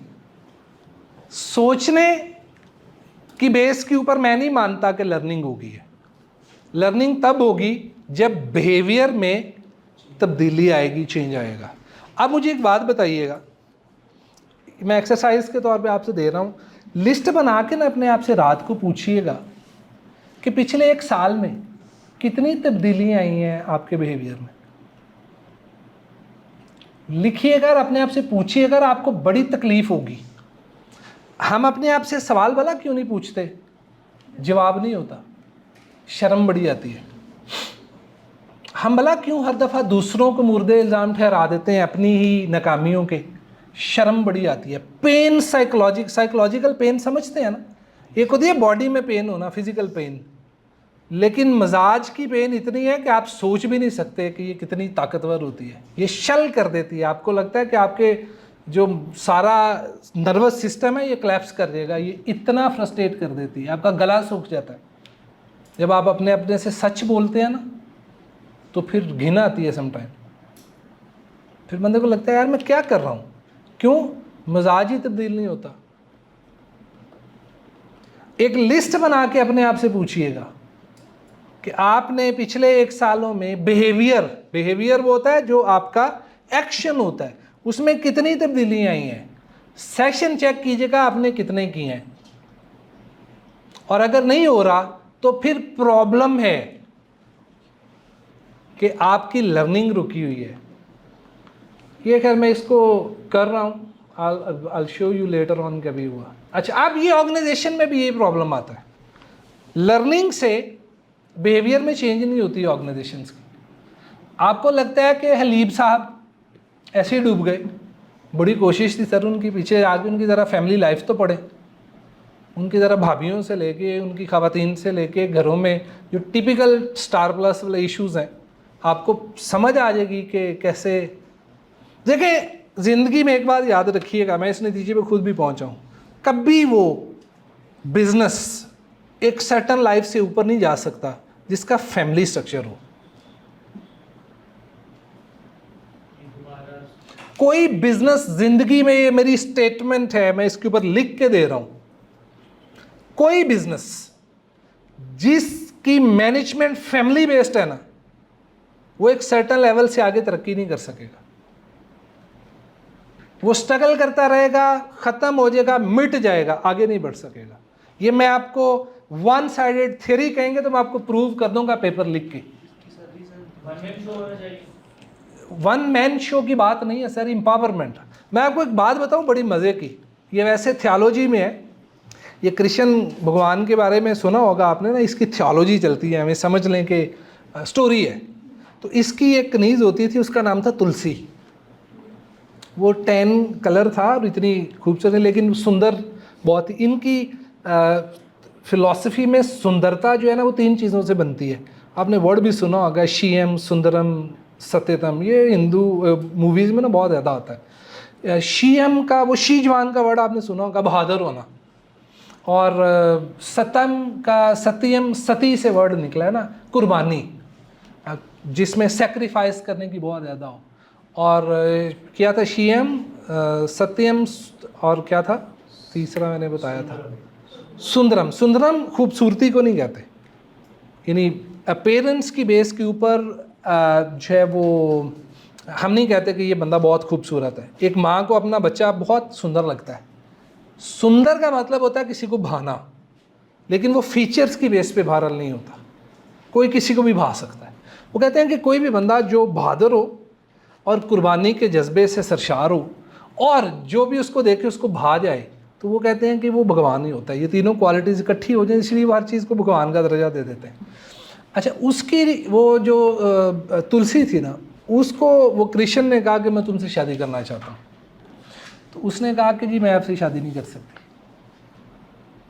उसने कहा क्यों? उसने कहा मैं शादी एक ऐसे इंसान से करना चाहती हूँ जिसको इनकार मुमकिन हो। आप चूँकि भगवान है तो भगवान को तो इनकार ही नहीं किया जा सकता। अब ये बड़ी डायकोटमी है। एक्चुअली वो इनकार भी कर रही थी, लेकिन उसका लॉजिक क्या था कि भगवान को तो इनकार नहीं किया जा सकता। सर, इस फिलॉसफी को मैं लिंक करता हूँ बिजनेस के साथ कि जो फैमिली के मेंबर्स होते हैं ना, ये भगवान होते हैं। इनको कोई इनकार नहीं कर सकता। इनकी फिक्स्ड पोजीशंस होती हैं, ये नहीं जाएंगे। जाएगा कौन? जो एम्प्लॉई है। और एम्प्लॉई सबसे ज़्यादा किससे डरेगा? इन भगवानों से। ये जब तक मौजूद रहेंगे इनको कोई सवाल नहीं करेगा। दूसरी बात, मजाज में खुदाई होती है, भगवानियत होती है। समझते हैं कि हमसे सियाना कौन है। आप मुझे कोई मल्टीनेशनल या इंटरनेशनल फॉर्म उठा के देखें जो फैमिली ओन्ड भी थी और जिसने डिफरेंट पोजीशंस के ऊपर अपने फैमिली के बंदे लगाए हों। कभी नहीं लगाए, क्योंकि उनको ये पता था, जो बेस्ट मैनेजमेंट प्रैक्टिसेस को समझते हैं ना बिजनेस की, उनको ये पता होता है। वो क्या करते हैं कि ऊपर CEO वो प्रोफेशनल आके लगाएंगे मार्केट से, और उसके बाद किसी कंपनी के बंदे को नहीं पता होगा कि मालिक कौन है। वो कभी इंटरेक्ट नहीं करेंगे, बहुत कम इंटरेक्ट करेंगे, क्योंकि उनको पता होता है कि फॉर इंस्टेंस मैं अगर मालिक हूँ तो मैं कोई गलत बात भी कह रहा हूँ, सबने कह रहा है वाह वाह कितनी खूबसूरत बात की सर आपने, तो यही आइडिया था। कुछ देर के बाद कंपनी डूब जाएगी। ऐसा ही होता है ना सर। देखिए, अगर जिंदगी में किसी मुआशरे ने आगे बढ़ना है, अगर जिंदगी में किसी इंडिविजुअल ने आगे बढ़ना है, तो वो सिर्फ और सिर्फ दलील और तनकीद की बेस पे आगे बढ़ सकता है। जिन मुआशरों में ये दोनों चीज़ें नहीं होते ना, वो हम जैसे मुआशरे होते हैं, जहाँ पे बंदा मज़हब के नाम पे मार देते हैं और मवेशियत को, पैट्रियटिज्म और इस तरह की चीज़ों के ऊपर स्नब कर दिया जाता है। लेकिन आप इंटरनेशनल डार्क एजेस में एक्सपीरियंस करके देखें कि उन मुआशरों ने तरक्की क्यों की, सिर्फ 2 चीज़ों को प्रमोट करके, क्रिटिसिज्म और रीजनिंग। पाकिस्तान में सबसे बड़ा, आप नून ग्रुप से उठा के देख लें, सहगल ग्रुप्स को उठा के देख लें, ऑलपर्स को, ये बड़े बड़े पाकिस्तान के ग्रुप्स किधर हैं? आपके पास सबसे अच्छा था ये क्या था, वो लिबर्टी वाला वो जो स्टोर था बहुत बड़ा, अब उसकी मल्टीपल ब्रांचेस बन गई हैं। नहीं सर, अल फतेह के अलावा एक और था, क्या नाम था यार उसकी, नहीं जलाल सन्स के अलावा शेख, क्या नाम था उसका, I am getting age. Anyways, अब वो फर्दर फैमिली में बंटवारा हुआ, एक ने वो ब्रांच ले ली, एक ने वो ब्रांच ले ली। ये जी जलाल सेंस के साथ भी वैसे तो यही हुआ, क्योंकि उनकी वो ब्रांच इधर वो डिफरेंट में चली गई है, ये और था, अभी आ जाता है मेरे माइंड। अब हुआ ये कि 40-50 साल अब्बा जी ने चलाया, बहुत अच्छा बिज़नेस डेवलप हुआ, रिटेल में आगे जाने का टाइम था, तो जो आगे हमारे ये जैसी नस्ल थी, हमने कौन सा उसको बनाया हुआ था, पैदा होते ही शाह नवाबी थी हमारे दिमागों में, तो हमने बजाय उससे कि उसको आगे लेकर के जाके हम भी उसको एम्पोरियम बनाते, वर्ल्ड लेवल के ऊपर एक ट्रेल चेन लेकर के जाते, हमने कहा जी बांट लें ब्रांचेस। ये हमारी फैमिली बिजनेस और स्ट्रक्चर्स की बेसिकली ऑफशूट्स हैं। मैं आपको एक मशवरा दूं, ज़िंदगी में अगर कभी आपने अपनी फर्म बनाई, उस फर्म में हमेशा घोस्ट बन के रहिएगा, कामयाब हो जाएंगे आप। आपके किसी एम्प्लॉय को नहीं पता होना चाहिए कि आप मालिक हैं, क्योंकि भगवानों से कोई माथा नहीं लगाएगा और सब उसकी पूजा शुरू कर देंगे, और कुछ देर के बाद आप अपने आप को भगवान समझना शुरू हो जाएंगे, और वही डे होगा, और आगे से जो बच्चे आएंगे उससे बड़े होंगे। ये मेरा पर्सनल आप सब लोगों को एक एडवाइस है। पाकिस्तान में जितने बिजनेसेस हैं, आप इसको एनालाइज करके देख लीजिए, ये इसलिए आगे नहीं जा सके। कभी अपने भाई बहन बेटे बेटी को बिजनेस में ना लेकर के आएँ अगर वो डिज़र्व नहीं करता। कोशिश करें अगर आया तो बोर्ड ऑफ डायरेक्टर्स में रखें, और कभी भी नीचे इंटरेक्ट नहीं करने दें उसको, पोजीशन नहीं दें कभी भी उसको ऑर्गेनाइजेशन में, डिज़ास्टर कर देगा आपकी सारी ऑर्गेनाइजेशन को। अनटिल अनलेस कि वो इतना प्रोफेशनल हो कि उसकी मर्जी हो भी तो किसी एक बंदे को ना अप्रेजल दे सके, ना निकाल सके, ना हायर कर सके, वो HR ही करे। तो इतने प्रोफेशनल हमारे मजाज हैं नहीं। एनीवेज, इसलिए ये जो ऑर्गेनाइजेशन को, ये जो चेंज का प्रोसेस है, इसमें प्रॉब्लम आती है। ये छोड़, लर्निंग ऑर्गेनाइजेशन जो होती है ना, वो क्या करती है कि लर्निंग करवाने के लिए वो सिर्फ एक कंड्यूसिव इन्वायरमेंट क्रिएट करती है। वो कंड्यूसिव इन्वायरमेंट जो है उसमें लोग लर्न कर रहे होते हैं। अच्छा, लर्निंग की 3 लूप्स हैं। लूप समझते हैं, पाइपलाइन। अब बड़ी मज़े की बात है, कभी को फुल डे या कोई लेटर सेशंस हुए ना, तो आपको इसके ऊपर प्रैक्टिस करके दिखाऊंगा कि आपकी लर्निंग लूप क्या है। एक होती है सिंगल लूप लर्निंग, मैंने आपको शुरू में बताया, एक बात कही दूसरे ने मान ली। बाहर नहीं जाना, अच्छा जी नहीं जाते, क्योंकि कह दिया। सिंगल लूप लर्निंग, ऑर्डर है नहीं करना, सिंगल लूप लर्निंग, एक ही लूप में जाती है चीज़, बस वापस कुछ नहीं आना, ऑर्डर जाना है, वापस कुछ नहीं आना। एक है डबल लूप लर्निंग, जी बाहर नहीं जाना, क्यों नहीं जाना सर, ये डबल लूप। एक लूप में ऑर्डर गया, उधर से सवाल आया, डबल लूप लर्निंग इसको कहते हैं। मैं कहता हूँ इसलिए कि बाहर बहुत ज़्यादा, लेट्स सपोज बारिश हो रही है, या बाहर कोई स्ट्राइक है, राइट है, कोई भी डेंजर है, तो फिर लॉजिक आ गया, फिर आप कहते हैं कि बैठ गए। एक होती है ट्रिपल लूप। एक सवाल और आता है कि जी ये किसने कहा कि अगर बाहर बारिश हो रही है, बाहर को स्ट्राइक है, या बाहर को डेंजर है, तो बाहर नहीं जाना। अजम्पशन है ना, मेरी अजम्पशन ये है कि अगर बाहर बारिश है, अगर बाहर राइट है, अगर बाहर स्ट्राइक है, अगर बाहर डेंजर है, तो बाहर नहीं जाना। मेरी अजम्पशन ये होती है ना कि ये छोड़ूंगा नीचे जाएगा, अजम्पशन, इकोनॉमिक्स सारी एग्जम्पशन। एक बंदा कहता है जी आपकी ये जो अजम्पशन है, जो आपने मफरूज़ा बनाया हुआ है, क्या ये मफरूज़ा ठीक है? वो मफरूज़े को चैलेंज कर देता है। That is called triple loop learning. हमने अपनी ज़िंदगी में, अगर आप देखें, जब मैं इसका लिटमस टेस्ट करूं आपके बिहेवियर्स की बेस के ऊपर, तो 80% लोग सिंगल लूप लर्निंग में पाए जाते हैं। आपकी ज़िंदगी में जो भी बिलीफ है ना, जो आपने पाले हुए हैं सारे के सारे, आपने ज़िंदगी में इनको कभी टेस्ट नहीं किया, ना सोचा ही। आपकी ज़िंदगी में अपने बारे में जितने भी, आपको ये भी लगता है काली बिल्ली गुजर जाए तो बुरा होता है, डर जाते हैं लोग, फिर भी माने ना भी तो। काली बिल्ली गुजर जाए तो बुरा होता है, बिलीफ है ना, एक भूत होते हैं, बिलीफ है, उससे तो डरते हैं ना। आप तो नहीं कह सकते नहीं कि डरते हैं। कभी ज़िंदगी में नहीं देखा भूत, नहीं देखा ना, लेकिन मानते हैं, डरते भी हैं। आप फॉर इंस्टेंस मानते हैं, डरते नहीं। अच्छा, इसी तरह और अगर मैं भूत हुआ तो आपको क्या पता कि हूँ, फिर आप डर जाएंगे फिर डर जाएंगे। हाँ, जस्ट किडिंग। यस, बिल्कुल ऐसी है लाइफ में डिफरेंट। हमें छोटे होते से लेके अब तक socially, religiously, economically, politically, technologically हमें मफरूज़े पेश किए गए हैं, हमारे बड़ों ने बताए और हमने सारे माने हुए हैं।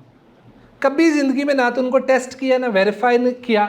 Single loop learning, double loop learning में अब आके अभी आप थोड़े बड़े हुए हैं तो अब शायद आप डबल लूप लर्निंग लें, लेकिन ट्रिपल लूप लर्निंग में सिर्फ एक ही बदला जाता है।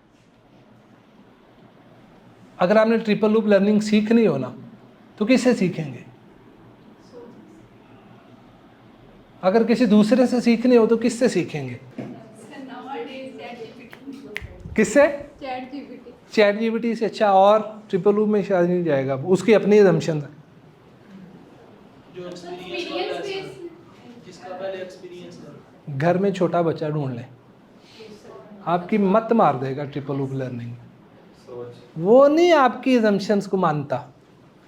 उसने कहना है कि देखें मैं इस स्विच में इसको ऑन करूंगा, आपने कहना नहीं करे, वो कहता त्यों। आप कहते हैं इसमें करंट है, वो कहता क्या हुआ। आप कहते हैं ये आपको लग जाएगा, तो आप भी तो सारा दिन करते हो। assumptions आप कर रहे हैं ना सारी की सारी, और वो आपकी हर assumption को चैलेंज कर रहा है। सिंपल जो लर्निंग ऑर्गेनाइजेशंस होती हैं ना, वो ट्रिपल लूप लर्निंग को प्रमोट करती हैं। क्यों? अगर मैं अपनी assumption को डिफेंड नहीं कर सका तो असल में वो बातिल है। जो assumption डिफेंड नहीं ना हो सकती वो होती बातिल है। और बातिल गलत चीज़ को आप मार्केट में लेके जाके जलीली होंगे उससे बहुत। और मुझे आज तक ज़िंदगी में पता नहीं, या तो मैं वाकई भूत हूँ, मुझे ये समझ नहीं आई कि हम क्यों डरते हैं अपनी कही हुई बातों के गलत साबित हो जाने से। मैंने एक दफ़ा यहाँ पे क्लास में किसी ने मेरे से सवाल किया तो मैंने उससे कहा कि मुझे इसका जवाब नहीं पता, मैं आपको ढूंढ के या पढ़ के बताऊँगा। तो वो कुछ देर के बाद मुझे पता चला, मेरी कंप्लेन चलेगी। उन्होंने कहा जी ये कौन सा उस्ताद है जिसको पता ही नहीं है।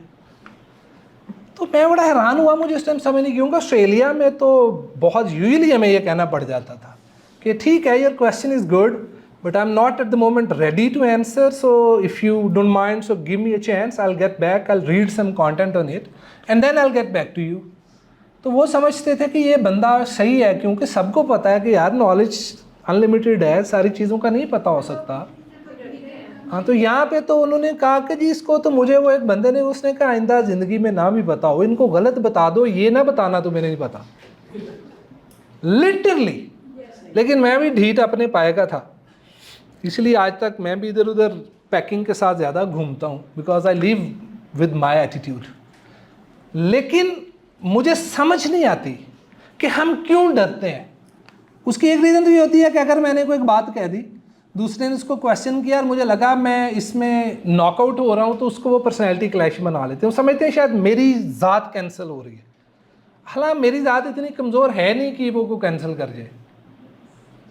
मेरी ज़ात क्यों इतनी कमज़ोर? मेरा एक आइडिया है, मैंने आपको ये सारी बातें बताई। आपने कहा नहीं sir ji triple loop learning ठीक नहीं है, single loop. We will argue, और अगर मुझे लगे कि आपकी बात ठीक है तो I will say yes you right.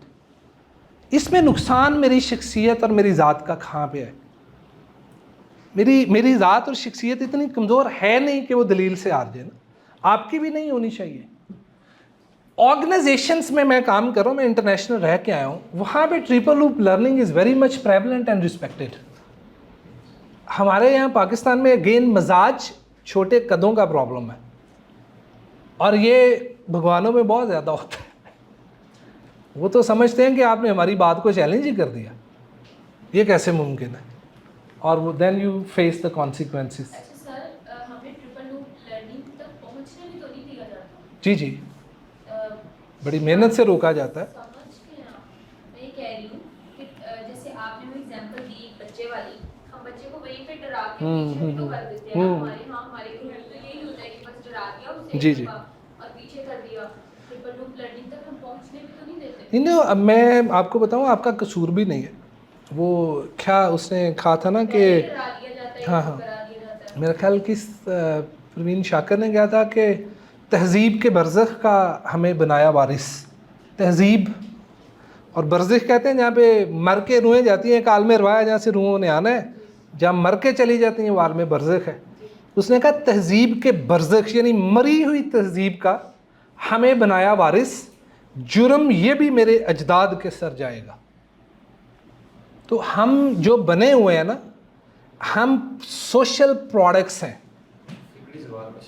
जी जी जी, हम सोशल प्रोडक्ट्स हैं, हमें किसी ने बनाया हुआ है। इसीलिए तो मैं आपसे कह रहा था कि 80% तो आपकी अपनी एजम्पशंस ही नहीं है।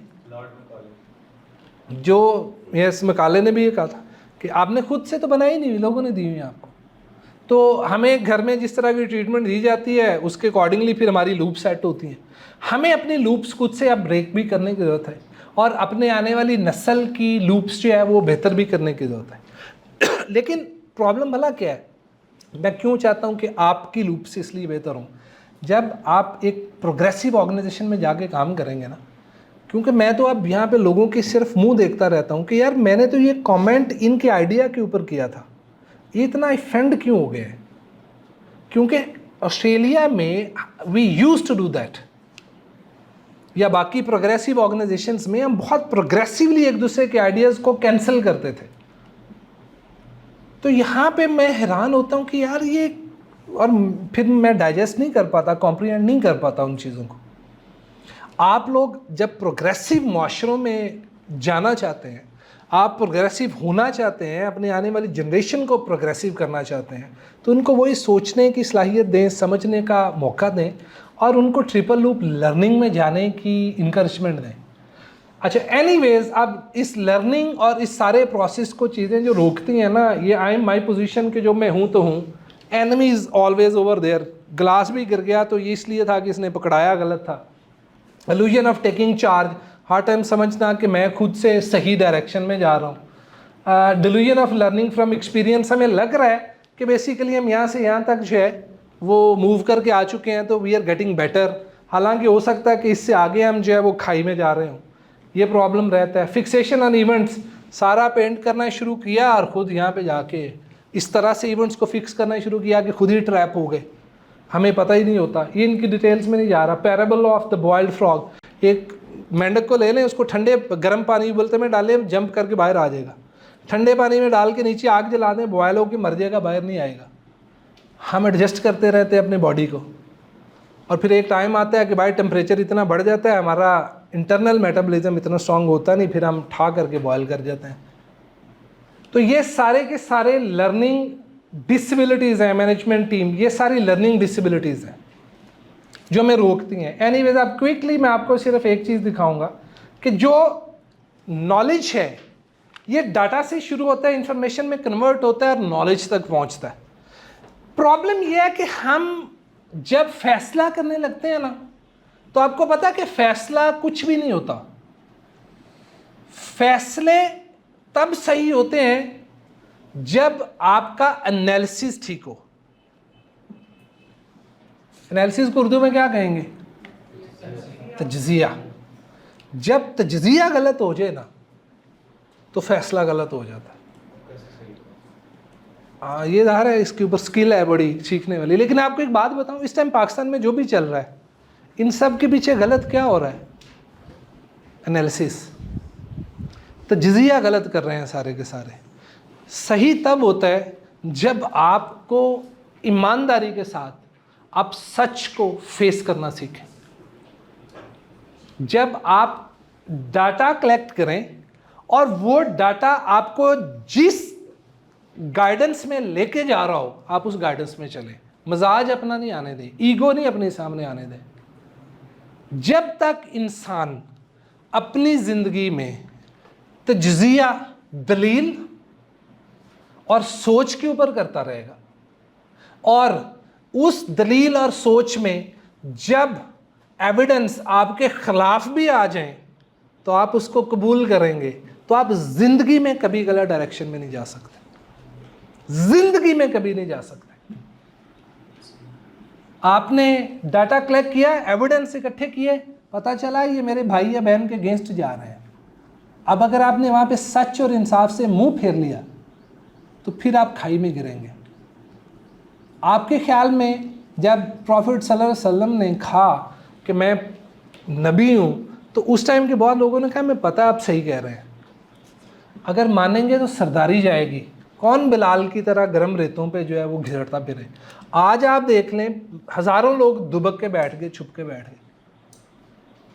खौफ, मौत का, रिज़्क़ का, जिसका दोनों का वादा रब ने वैसे किया हुआ है, लेकिन बहरहाल हम डरते तो हैं, अज़म्पशन है हमारी, हालांकि वो दोनों हमारे बस में नहीं है।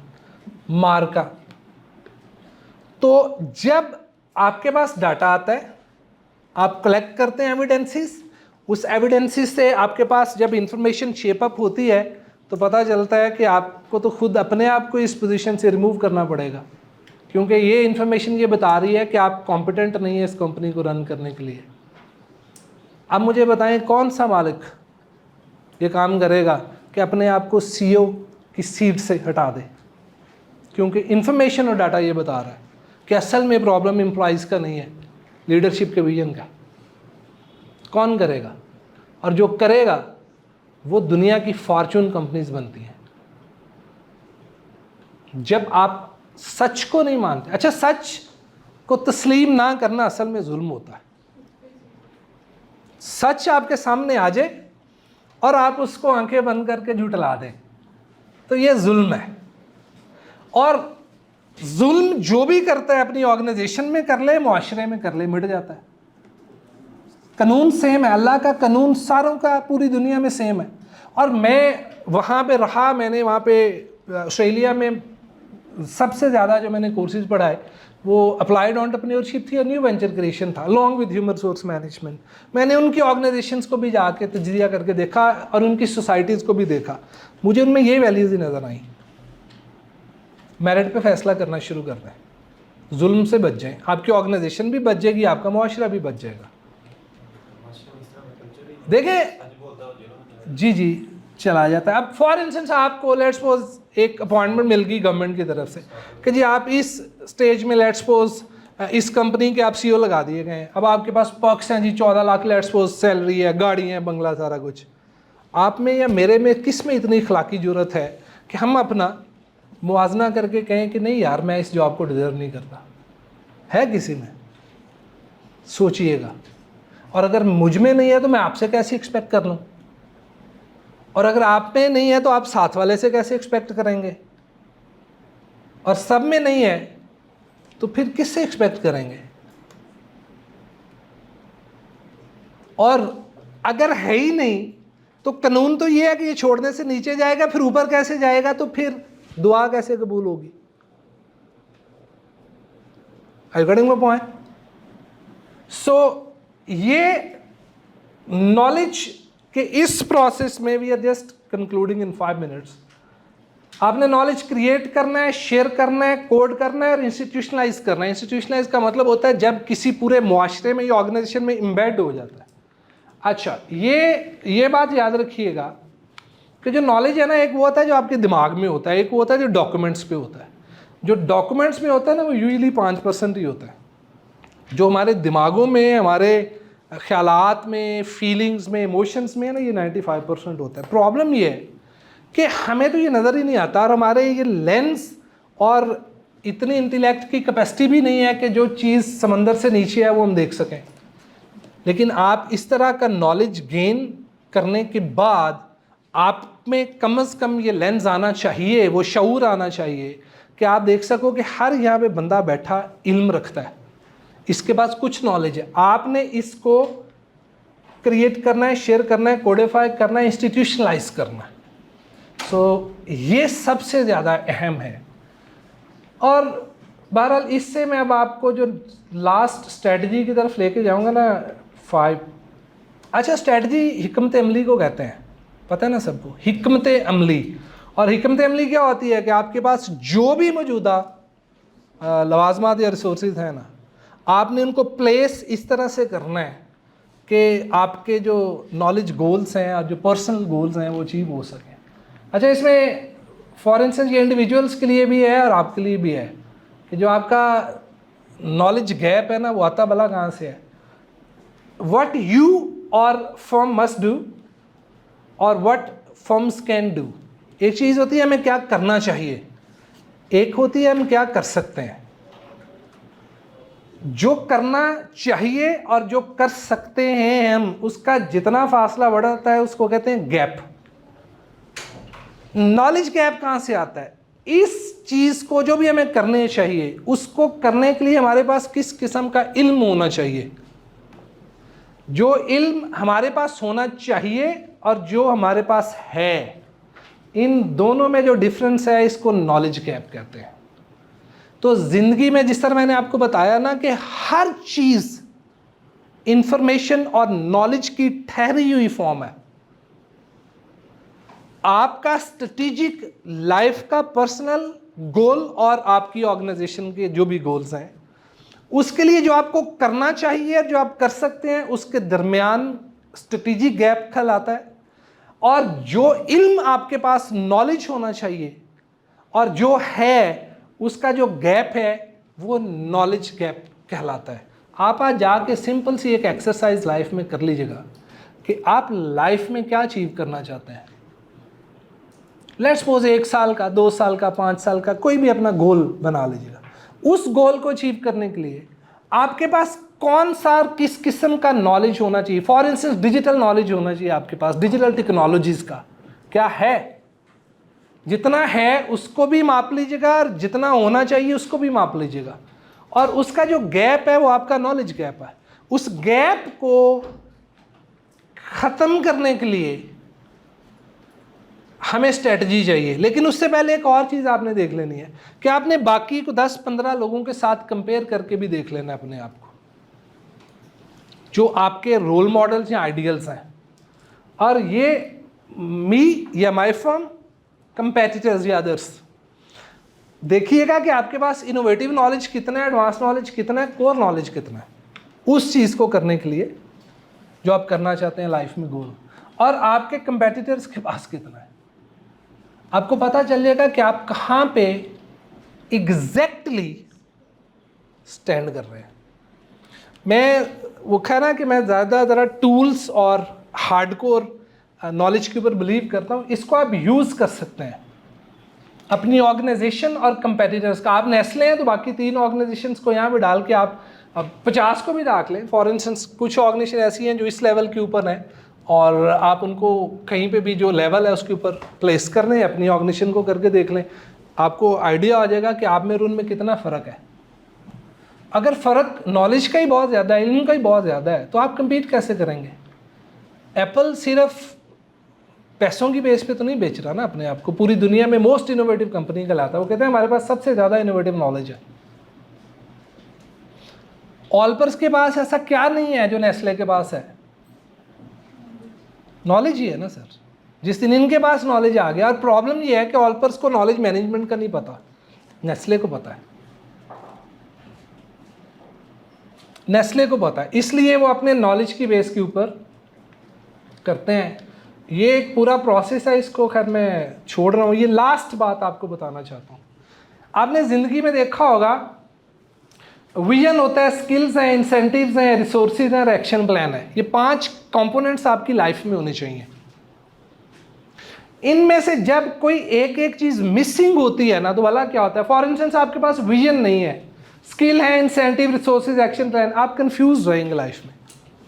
बाकी सारा कुछ है, विजन नहीं है आपके पास लाइफ में, आप कंफ्यूज रहेंगे। अच्छा विजन है, स्किल्स नहीं है, इंसेंटिव, रिसोर्सेज, एक्शन प्लान है, आपको एंजाइटी होती रहेगी क्योंकि कर ही नहीं पा रहे, स्किल्स नहीं है, कर नहीं पा रहे।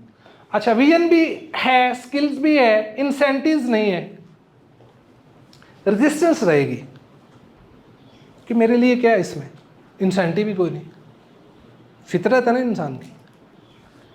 विजन भी है, स्किल्स भी है, इंसेंटिव्स भी हैं, रिसोर्सेज नहीं है, फ्रस्ट्रेशन।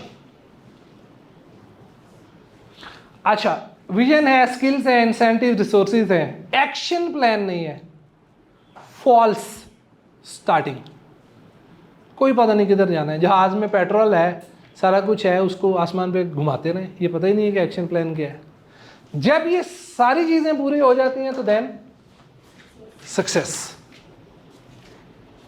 अब आपने इस फ्रेम को भी यूज करके जरा देखिएगा, और ये डेफिनेशंस हैं। Vision, why are you doing anything, skills, do you have the necessary skill और ability, organisation, resources, incentives, action plan, इन सारों को पढ़ लीजिएगा और देखिएगा इस फ्रेम के अकॉर्डिंगली कि आप अगर कंफ्यूज्ड हैं, रहते हैं लाइफ में, तो इन रीज़न को ज़रा फिगर आउट कीजिएगा। अगर आपको लगता है आपको एंजाइटी रहती है तो वो भी इसमें देखिएगा। आपको लगता है आप रेजिस्ट करते हैं, आपको खुद ही अपने आप को मोटिवेट नहीं कर पाते किसी चीज़ के लिए, तो देखिएगा हो सकता है इंसेंटिव्स मिसिंग है, आपको पता ही नहीं है कि मैं ये करता क्यों। अच्छा जी, एनीवेज ये डाटा कहता है कि जब आप नॉलेज मैनेजमेंट नहीं कर पाते तो 80% of the time organisation culture का मसला होता है। लोग ही समझते हैं कि जनाब ये ज़रूरी नहीं है, और हमारा तो पूरा ये पूरे कंट्रीज वाइज भी डाटा है। ये ईस्ट हमारा, जिसको वर्ड थर्ड वर्ड कहती है ना, बड़ी मेहनत से हम थर्ड वर्ड है, हम अपने मजाज की वजह से थर्ड वर्ड है, रिसोर्सेज की वजह से थर्ड वर्ड नहीं है। ये बात माइंड में रखिएगा। लैक ऑफ ओनरशिप, कोई बंदा जिम्मेदारी लेने को तैयार नहीं है। टेक्नोलॉजी हमारे पास है नहीं 50%, 55%। प्रोसेसेस तो खैर हमारे शुरू से ही सारे स्टैंडर्डाइज नहीं है 53%। स्ट्रक्चर बहुत कम है, हमारी ऑर्गेनाइजेशन वेल स्ट्रक्चर्ड है 53%, 4%। टॉप मैनेजमेंट कमिटमेंट, यहाँ पे तो टॉप मैनेजमेंट को पैसा ना आए तो ये कहते हैं कि कमिटमेंट ही लूज़ होगी, एक दफ़ा सेल अच्छी नहीं हुई तो सारे बंदों को गालियों पे उतर आते हैं। कौन सी कमिटमेंट, कौन सा विजन, वो जो फ्रस्ट्रेशन हो जाती है इनको सारों को, एंजाइटी होना शुरू हो जाती है, एक्शन प्लान ही नहीं होती इनके पास। रिवॉर्ड रिकग्निशन देने से वैसे में बहुत प्रॉब्लम है, लेकिन जिन जिन ऑर्गेनाइजेशन में ये चीज़ें होंगी वो उतनी नॉलेज मैनेजमेंट में बेहतर होंगी। तो दुनिया में ना कोई रॉकेट साइंस नहीं है, हर चीज़ मालूम है, हर चीज़ सामने लिखी हुई है। हमें बिल्कुल ऐसा कोई प्रॉब्लम नहीं है कि हमें ये नहीं पता कि चीज़ें करनी क्या है। पहली बात यह है कि हम करने के लिए तैयार ही नहीं है। अपने आप को तैयार करें, अपने मिजाज को बदलें, अपने आप का मिजाज लर्नर बनाएं, और अगर आप बनाएंगे तो देन आप वर्ड में compete भी करेंगे, you'll be taken on board by the word। Otherwise complain करने से, दुआएं करने से, रोने से और ये सारी चीज़ें करने से पिछलों की भी गुजर गई, हमारी भी गुजर जाएगी। लेकिन आई एम वेरी पॉजिटिव कि हमारी जो यंग जनरेशन है वो अब थोड़ी सफोकेट भी ज़्यादा हुई है। आप लोग ज़्यादा एम्पावर्ड टाइम में आए हैं जहाँ पे इंफॉर्मेशन आपको ज़्यादा एम्पावर्ड करती है, नॉलेज ज़्यादा एम्पावर्ड करता है, आपके पास कैपेबिलिटीज़ ज़्यादा है डिजिटल एज के रेवोल्यूशन में टेक पार्ट करने की। उसके लिए ज़रूरी है कि आप डिजिटल मैनेजमेंट स्किल्स भी सीखें और साथ प्योर डिजिटल स्किल्स भी सीखें, और उसकी बेस के ऊपर आप अपने अपने बिजनेसेस और वेंचर्स और अपनी प्रोफेशनल कैपेबिलिटीज़ को इस्टेब्लिश करें। तो मैंने कोशिश तो की है जी, होपफुली कुछ आपको मैं डिलीवर करने में कामयाब हुआ होऊंगा। तो बहुत शुक्रिया आप लोगों के पेशेंस का और आप लोगों के टाइम का।